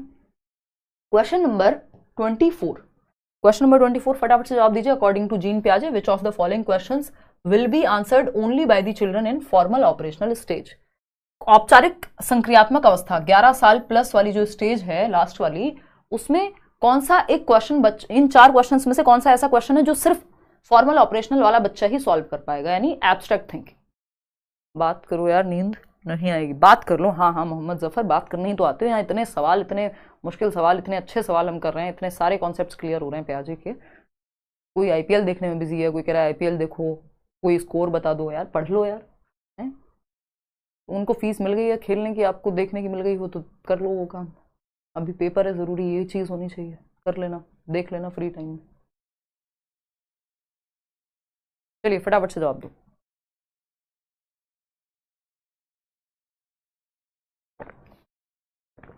जल्दी बताओ। सेकंड ऑप्शन 51% लोग। देखते हैं। Raunak ate 11 chocolates, his sister ate twice as many, how many chocolates they both ate in total. ये तो एडिशन लॉजिक वाला सवाल है। 11 चॉकलेट खाई, चॉकलेट से बच्चा दिमाग लगा लेगा, ये कॉन्क्रीट ऑपरेशनल में आ जाएगा 7 से 11 में। If A is greater than B and B is greater than C, what is the relation between A and C? How many whole numbers are there between 67 and 81? ये भी वो लॉजिक के base पे निकाल लेगा, 7 + 9 बता ही देगा, है ना। कहानी कहाँ अटकेगी? कहानी अटकेगी यहां। यदि ए बड़ा है बी से और बी बड़ा है सी से, ए और सी के बीच में क्या संबंध है ये पूछा है। यानी ए कौन है ये नहीं बताया कि ए रोहन है या ए पेन है, ये नहीं बताया। यानी यूजिंग सिंबल्स फॉर सिंबल्स। दूसरे क्वेश्चन पे जाइए जो आज शुरुआत में कराया था। तो यहां पे क्या है, ये अगर कॉन्क्रीट ऑब्जेक्ट नहीं है कि एक बच्चा है जो बड़ा है बी से, बी एक बच्चा है जो बड़ा है सी से, एक ही हाइट ज्यादा है, ऐसे नहीं बताया यहां पे।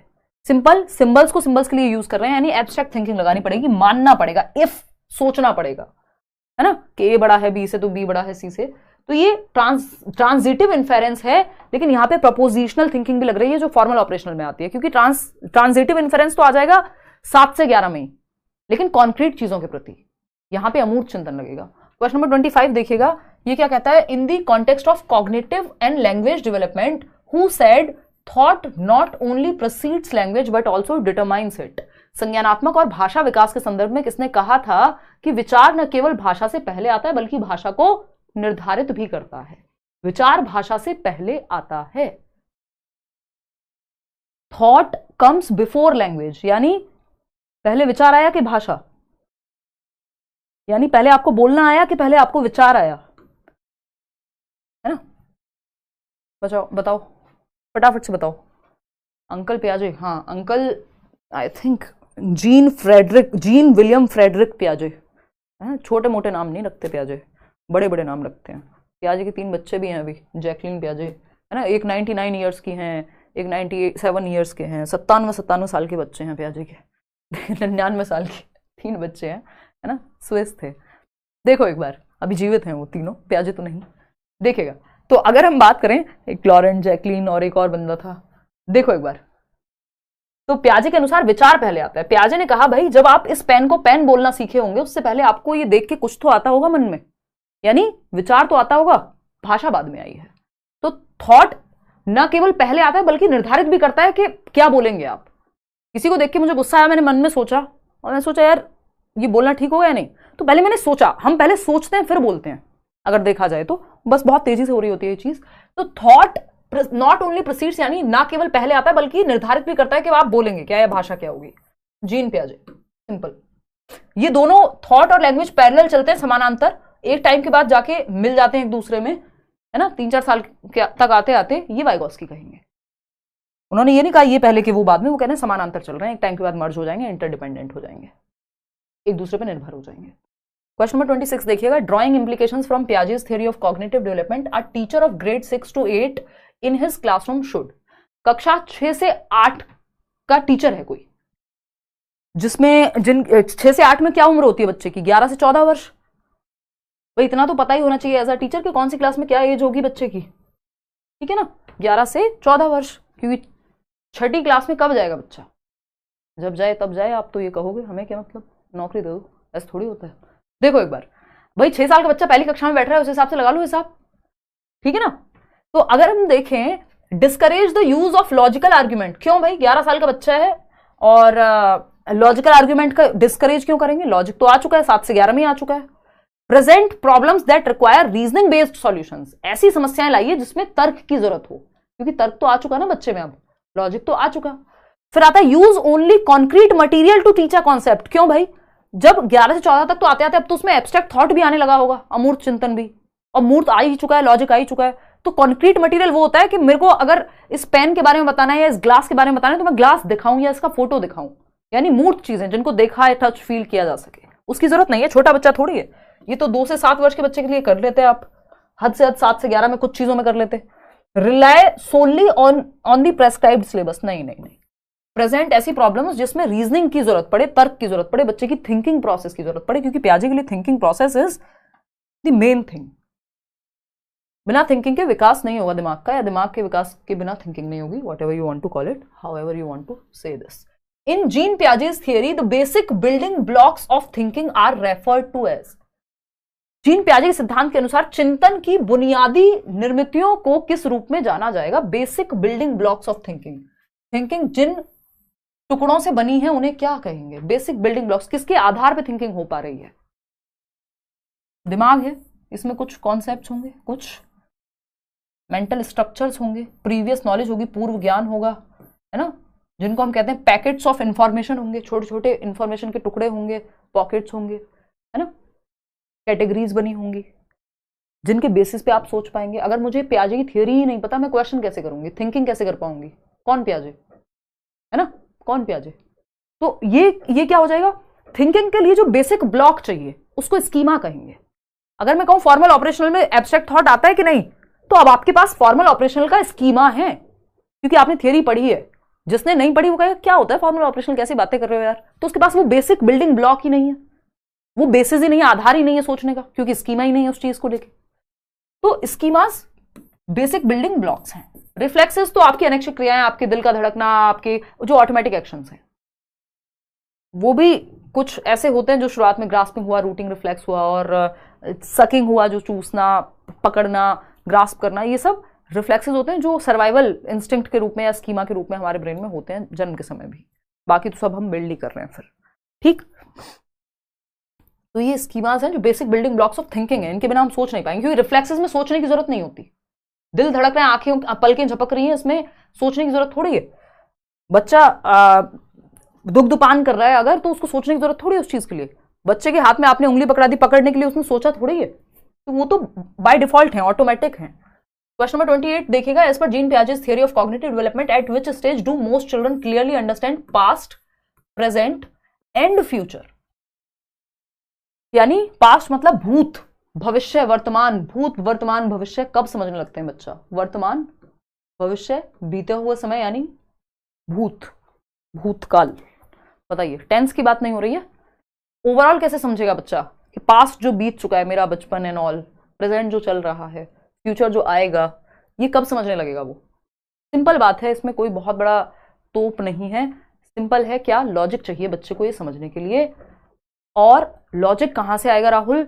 लॉजिक आएगा कॉन्क्रीट ऑपरेशनल स्टेज से, 7 से 11 वर्ष, मूर्त संक्रियात्मक अवस्था। क्योंकि आज वो महसूस कर पाया है आज को, कल आएगा इसके बारे में वो सोच सकता है, क्योंकि उसने बहुत सारे कल जी लिए हैं अब तक, पास्ट जो जा ही चुका है। 7 से 11। आगे बढ़ेंगे, क्वेश्चन नंबर 29, फटाफट से जवाब देना अब। Which of the following statements is correct for theories given by Jean पियाजे एंड लॉरेंस कोहलबर्ग। कोहलबर्ग की थियरी है मॉरल डेवलपमेंट की, नैतिक विकास की। दोनों के सिद्धांत के बारे में कौन सा कथन सही है? फटाफट से बताओ। दोनों का कंपैरिजन में क्वेश्चन पूछा हुआ है सीटेट में, अपनी तरफ से नहीं बनाया ये मैंने, फटाफट से बताओ। और ये 2 तरह से पूछा हुआ है, मैं अभी बताऊंगी भी आपको। But both have given theories of cognitive development among adults. नहीं भाई, पियाजे ने दिया कॉग्निटिव डेवलपमेंट की थियरी, कोहलबर्ग ने तो मॉरल डेवलपमेंट, सही और गलत क्या होता है इसकी थियरी दी है, तो ये तो गलत हो गया। Both theories have 8 patterns of development. 8 विकास के प्रतिरूप बताए हैं, नहीं 4 स्टेज पियाजे ने बताई है, उन्होंने 6 स्टेज बताई है टोटल, 3 लेवल बताए हैं। तो 8 तो किसी ने भी नहीं बताया, 8 बताए हैं एरिक एरिक्सन ने, जो आपके सिलेबस में है नहीं, आपको पढ़ने की जरूरत नहीं है। स्टेजेस जो बताइए 8, लाइफ स्पेन थियरी है उनकी। सी ऑप्शन है, both theories are limited to the middle childhood period of development. दोनों सिर्फ मध्य बाल्यावस्था होता है अर्ली और लेटर के बीच की स्टेज, 5 से 8 वर्ष, 8 से 11 कह दो, है ना। नहीं, ऐसा थोड़ी सिर्फ इसकी बात की, उन्होंने भी आगे वाली स्टेजेस की भी बात की, एज की भी बात की है। तो एक ही ऑप्शन बचता है, both theories are stage theories. दोनों जो थियरीज हैं, दोनों जो सिद्धांत हैं, वो अवस्थाओं को प्रतिपादित करते हैं। एक में 8 स्टेज हैं, सॉरी एक में 6 स्टेज हैं और पियाजे की 4 स्टेजेस हैं, यानी दोनों ही स्टेज थियरिस्ट हैं। और अगर कहीं ना कहीं देखूं तो विकास को डिसकंटिन्यूअस भी मानेंगे, क्योंकि स्टेज में तोड़ दिया ना डेवलपमेंट को। भाई पियाजे क्या कहते हैं, वाइगोस्की कह रहे हैं डेवलपमेंट क्या है, कॉन्टिन्यूअस है। आज ही मैंने फिर से डिस्कस किया था, है ना। डेवलपमेंट क्या है, कॉन्टिन्यूअस है, यानी सतत प्रक्रिया है। क्या है, सतत प्रक्रिया है। ये देखो इतनी सुंदर ड्राइंग, ये है बैच की क्लास, और मुझे याद नहीं आ रहा कि मैंने आज बताया था इन लोग को, पता नहीं कहाँ गायब हो गया वो है, बट वो आज चित्र नहीं बनाया है, लिखा तो हुआ है। देखो सिंपल है, ये पूछा भी जा चुका है, चित्र के माध्यम से पूछे अगर आपको जवाब देना है, ये है ऑप्शन ए और ये है ऑप्शन बी। ठीक, ऑप्शन ए है सिंपल, सरल, सुंदर, सस्ता, टिकाऊ ऑप्शन।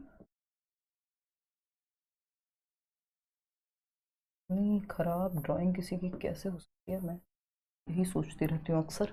देखना एक बार, ए और दूसरा है सिंपल, मैं उस दिन भी बताया था, बी। पियाजे और कोहलबर्ग की थियरी के बारे में बताना हो तो ऑप्शन ए बताओगे कि बी बताओगे, है ना?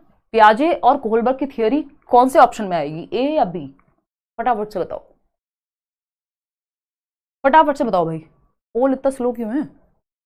ये पोल देना था ना इसका, 2 ऑप्शन का, थोड़ा हाथ मतलब समझ जाना चाहिए था। देखो एक बार, मैं यहाँ इंतजार कर रही हूँ, मैं देख रही हूँ पोल नहीं आया अभी तक। ऐसे तो पता ही नहीं लगता, इतनी तेजी से जाते हैं कमेंट्स। हाँ, आपका ओल्ड लेक्चर देख के आया हूँ, बहुत हेल्प मिल रही है इस क्लास में, चलिए बहुत बढ़िया।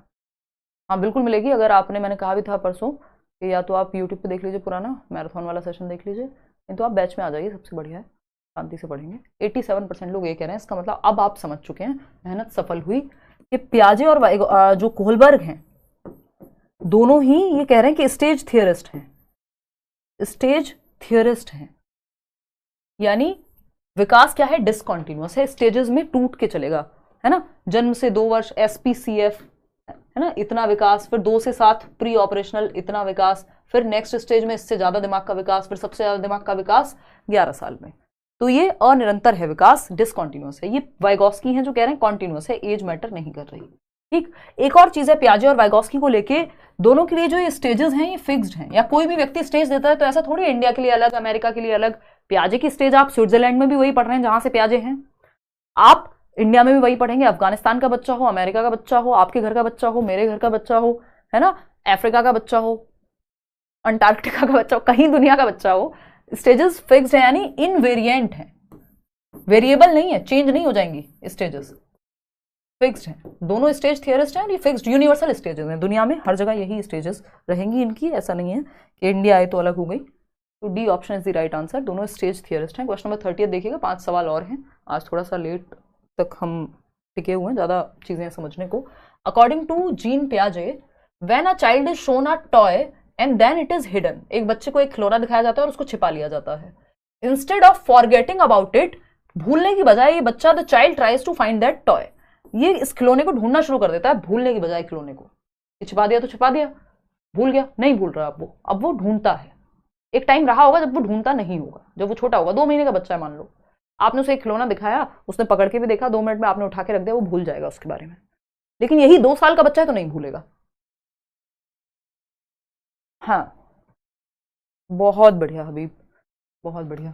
देखिएगा, थर्ड ऑप्शन कह रहे हैं कई लोग, देखना, अगर मैं बात करूं, अब बच्चा भूलने की बजाय खिलौना खोजने की कोशिश कर रहा है, तो मैंने आपको बताया इसी स्टेज की शुरुआत में इसकी कमी होती है, सेंसरी मोटर स्टेज में ये चीज आ चुकी है in the child, and it is called object permanence, और ऑब्जेक्ट परमानेंस इसको कहेंगे। ऐसा नहीं है कि प्री ऑपरेशनल में ये स्टेज गायब, ये चीज गायब हो जाएगी, ये चाहे तो प्री ऑपरेशनल लगा सकते हैं इसमें, लेकिन ये कैरेक्टरिस्टिक किसका है, सेंसरी मोटर का ही, एज पर एनसीईआरटी भी। ठीक, तो C option is the right answer. चलिए खैर आगे बढ़ते हैं, फटाफट से क्वेश्चन सॉल्व करते हैं। 31वां सवाल देखिएगा, जवाब दीजिएगा। अगर हम देखें यहां पे, to facilitate cognitive development in children, Jean पियाजे gave importance to dash while Lev Vygotsky emphasized dash, यानी बच्चों में संज्ञानात्मक विकास को सुसाधित करने के लिए जीन पियाजे डैश को महत्व देते हैं, जबकि लेव वाइगोस्की डैश को महत्वपूर्ण मानते हैं। जीन पियाजे किसको महत्व देते हैं, एक्टिविटी को, क्रियाओं को, हाँ। वाइगोस्की लैंग्वेज को महत्व दे रहे हैं, हाँ ठीक है। पियाजे लैंग्वेज को नहीं, उतना नहीं। रिवॉर्ड को तो दोनों में से कोई नहीं देता। ठीक, तो अब हमें यहाँ पे समझना होगा कि ऐसा नहीं है वाइगोस्की एक्टिविटी के लिए मना कर रहे हैं बच्चे को, लेकिन आपको चूज तो एक ही ऑप्शन करना है, तो आपको ये समझना होगा। मैंने वाइगोस्की केस में आपको सिंपल बताया हुआ है, सोसाइटी, कल्चर, लैंग्वेज। वो तो कह रहे हैं लैंग्वेज ग्रेटेस्ट टूल है ह्यूमन बीइंग का, जिसके माध्यम से अभी मैं और आप बिना लैंग्वेज के नहीं समझ बना पाते। वाइगोस्की का कहना है। तो पियाजे के अकॉर्डिंग बच्चा एक्टिविटी करेगा, क्योंकि उनका एक्टिविटी पे ज्यादा जोर है, इसीलिए रेडिकल कंस्ट्रक्टिविस्ट हैं। वाइगॉस्की सोशल इंटरेक्शन पे, लैंग्वेज पे इनका ज्यादा जोर है, इसलिए इनको हम सोशल कंस्ट्रक्टिविस्ट या रचनावादी कह रहे हैं, तो पहला ऑप्शन सही है। पियाजे ने क्रियाओं को महत्व दिया जबकि वाइगॉस्की ने भाषा को। चलिए क्वेश्चन नंबर 32 देखिएगा फटाफट से। अब कुछ क्वेश्चन हैं, तीन ही हैं जो आपके डायरेक्ट मैंने मेंशन किया हुआ है कौन सी शिफ्ट में कब आए हैं। 13 जनवरी 2023 को जो ऑनलाइन पेपर था, पेपर 1 में मॉर्निंग शिफ्ट में। फटाफट से पढ़ के बताओ। असर्शन क्या है? A major criticism of Jean Piaget's theory is the consideration that children are active beings. Jean पियाजे के सिद्धांत की प्रमुख आलोचना है कि उनके द्वारा दिया गया विचार है कि बच्चे सक्रिय प्राणी हैं। ये आलोचना है? ये कोई आलोचना होती है? ये तो इनकी तारीफ है कि इन्होंने बच्चे को एक्टिव कहा है। ये इनकी आलोचना तो हो ही नहीं सकती, ये तो फॉल्स है। क्योंकि आलोचना ये है कि इन्होंने एक तरह से हेरिडिटी को बहुत ज्यादा महत्व दे दिया, कल्चर को शायद उतना नहीं दिया जितना दिया जा सकता था, ठीक है ना। और भी जैसे इन्होंने कहा कि जो 2 से 7 वर्ष के प्री ऑपरेशनल स्टेज के बच्चे हैं, हम बच्चे को ये सिखा सकते हैं कि ए बड़ा है बी से, बी बड़ा है सी से, प्री ऑपरेशनल में भी या कॉन्क्रीट में भी चीजें दिखा के, अगर उसको प्रॉपर ट्रेनिंग दी जाए, एनवायरमेंट अच्छा दे, तो प्री ऑपरेशनल में भी कुछ चीजें वो सीख जाएगा। और आजकल के बच्चे हैं जो कम एज में भी चीजें सीख जाते हैं, तो इन्होंने एज पे इतना फोकस कर दिया, तो लोगों ने कहा कि जो प्री ऑपरेशनल स्टेज है उसको बहुत कम इन्होंने आंका, और फॉर्मल ऑपरेशनल जो लास्ट स्टेज है उसको बहुत महत्व दे दिया। तो ये इनका क्रिटिसिज्म है बेसिक।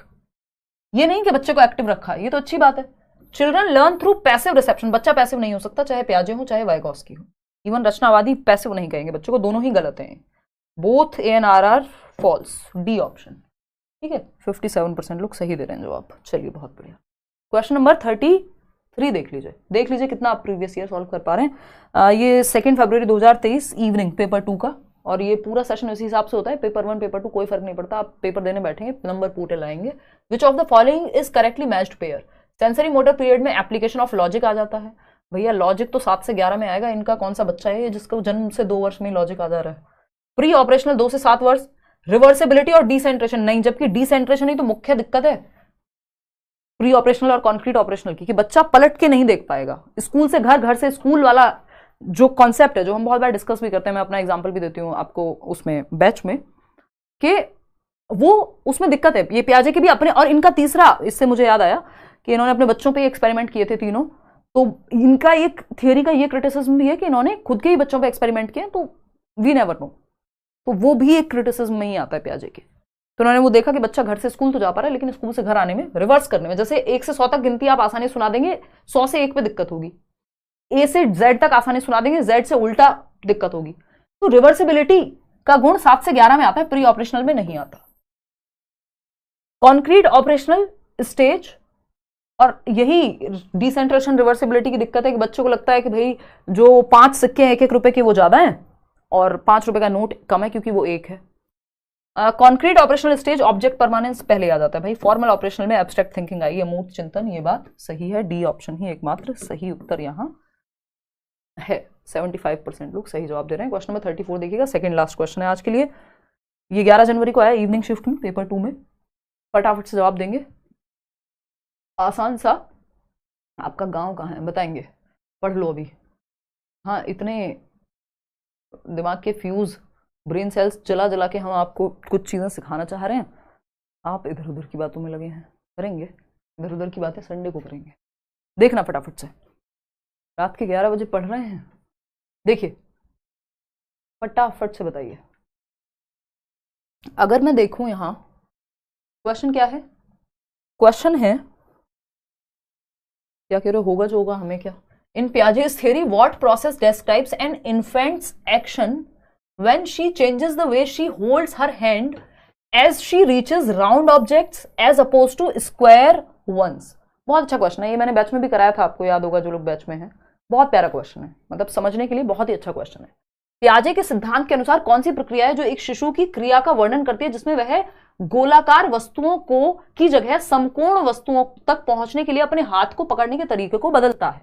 कि अगर मुझे ये पेन पकड़ना होगा तो मैं एक तरीके से पकड़ूंगी, और वहीं अगर मुझे ग्लास पकड़ना होगा तो मुझे हाथ ऐसे लेके जाना पड़ेगा। पेन पकड़ना है तो मैं सिर्फ ये फिंगर और ये थंब का यूज करूंगी। तो बच्चा गोल चीजों को अलग तरह से पकड़ रहा है, और जो समकोण या फिर क्या कह रहे हैं राउंड ऑब्जेक्ट्स हैं या जो आपके स्क्वायर ऑब्जेक्ट्स हैं उनको अलग तरीके से, हाथ उसको वैसे ही बनाना पड़ेगा ना जो चीज पकड़नी है। अगर मेरे को गाड़ी का स्टीयरिंग पकड़ना है तो मैं ऐसे ऐसे हाथ की शेप बनाऊंगी, और अगर मेरे को पेन पकड़ना है तो मैं ऐसे बनाऊंगी। तो एकोमोडेट करना सीख रहा है बच्चा, एकोमोडेट करना सीख रहा है, समायोजन, मॉडिफाई करना सीख रहा है अपने स्कीमा को जैसी जरूरत है उसके अनुसार। ठीक है जी। इंटर सब्जेक्टिविटी होती है जब आप कहते हैं ना, अरे स्कूल में बड़े मजे आते थे, हमने साथ में जिया है बचपन, है ना, स्कूल में ये करते थे, यानी आपने शेयर्ड एक्सपीरियंस जिया है, उसको इंटर सब्जेक्टिविटी कहते हैं।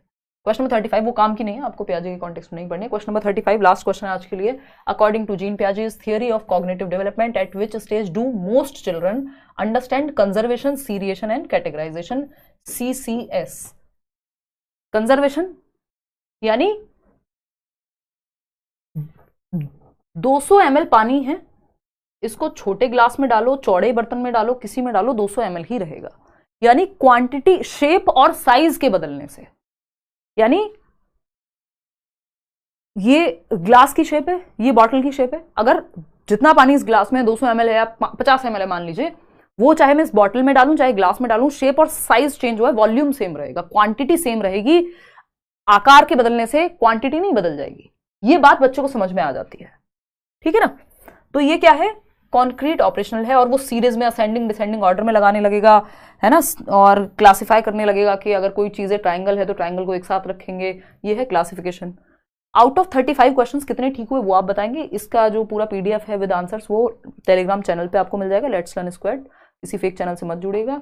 बैच में आप एनरोल हो सकते हैं करियरविल ऐप डाउनलोड करके, वहाँ टीचिंग सेक्शन में जाके और अपने आप को रजिस्टर करके करियरविल पे, वेबसाइट से डायरेक्ट परचेज करेंगे तो आपको डिस्काउंट भी मिल जाएगा। लाइक शेयर सब्सक्राइब आप कर दीजिएगा। अगर आपको ये सेशन, ये डिस्कशन पसंद आया, आउट ऑफ 30 क्वेश्चंस कितने ठीक हुए वो आप बताइएगा, और एक पोल में ये बता दीजिएगा कि 7 बजे का टाइम रखें क्लास का या 9 बजे का टाइम रखें, 7 और 9, which time do you prefer. 30 की आदत हो गई है, यहाँ पे 35 है जो क्वेश्चंस हैं वो आपके 35 हैं आज। तो बताइएगा कितना आपने स्कोर किया। स्कोर से ज़्यादा इंपॉर्टेंट है कि आपने सीखे कितने सारे कॉन्सेप्ट्स, कितने सारे टर्म्स, क्या चीज़ें आप सीख पाए, और कितने सारे कंफ्यूजन आपके क्लियर हुए होंगे, है ना, ये आप बताइएगा फटाफट से। 50-50 कर रहे हैं आप लोग, 44% लोग कह रहे हैं 7 PM, 9 PM कह रहे हैं 58% लोग। चलिए बहुत बढ़िया। माय कोर्सेज में जाके देखो आशीष, नहीं तो मेल छोड़ दो हमें एक himanshi.edu10 पे, कोई भी दिक्कत अगर है।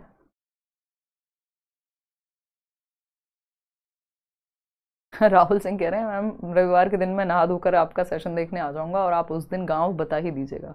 यार इस संडे हम संडे वार्ता करेंगे या नहीं मैं श्योर नहीं हूँ, मुझे एक बर्थडे पार्टी में जाना है, मे बी नेक्स्ट संडे हम पक्का करेंगे, है ना, नेक्स्ट संडे हम पक्का करेंगे। और कोई सवाल कुछ हो तो आप कमेंट्स में बता दीजिएगा। 33, 32, 28, 32, बहुत बढ़िया। और प्रीवियस सेशंस भी देख सकते हो जो पियाजे के मैंने प्रैक्टिस के प्रीवियस प्लेलिस्ट बनाए हुए हैं। कुछ क्वेश्चंस ऐसे हैं जो मैंने इतनी बार ऑलरेडी करा चुकी हूँ तो मैंने उनको नहीं लिया है आज, है ना, बट ऑलमोस्ट सभी तरह के क्वेश्चंस पियाजे से करा दिए हैं। तो 60% के आसपास लोग हैं जो चाहते हैं 9 बजे ही रखें टाइम, क्योंकि जो 11 बजे तक जगह है वो व्यक्ति कहेगा ही ना 9 बजे रखो, क्योंकि अभी 11 बज चुके हैं। और 7 बजे के 41% लोग हैं जो 7 बजे चाहते हैं। चलो देखते हैं अभी, लेट्स सी, कोई दिक्कत नहीं है, ठीक है, bye bye, good night, take care. Monday मिलेंगे अब, है ना, कल तो ऑफ ही रहेगा और संडे भी मैं शायद नहीं हूँ। मंडे मिलेंगे, मंडे टू फ्राइडे आपकी क्लास फिक्स रखेंगे, टाइम का भी बता देंगे।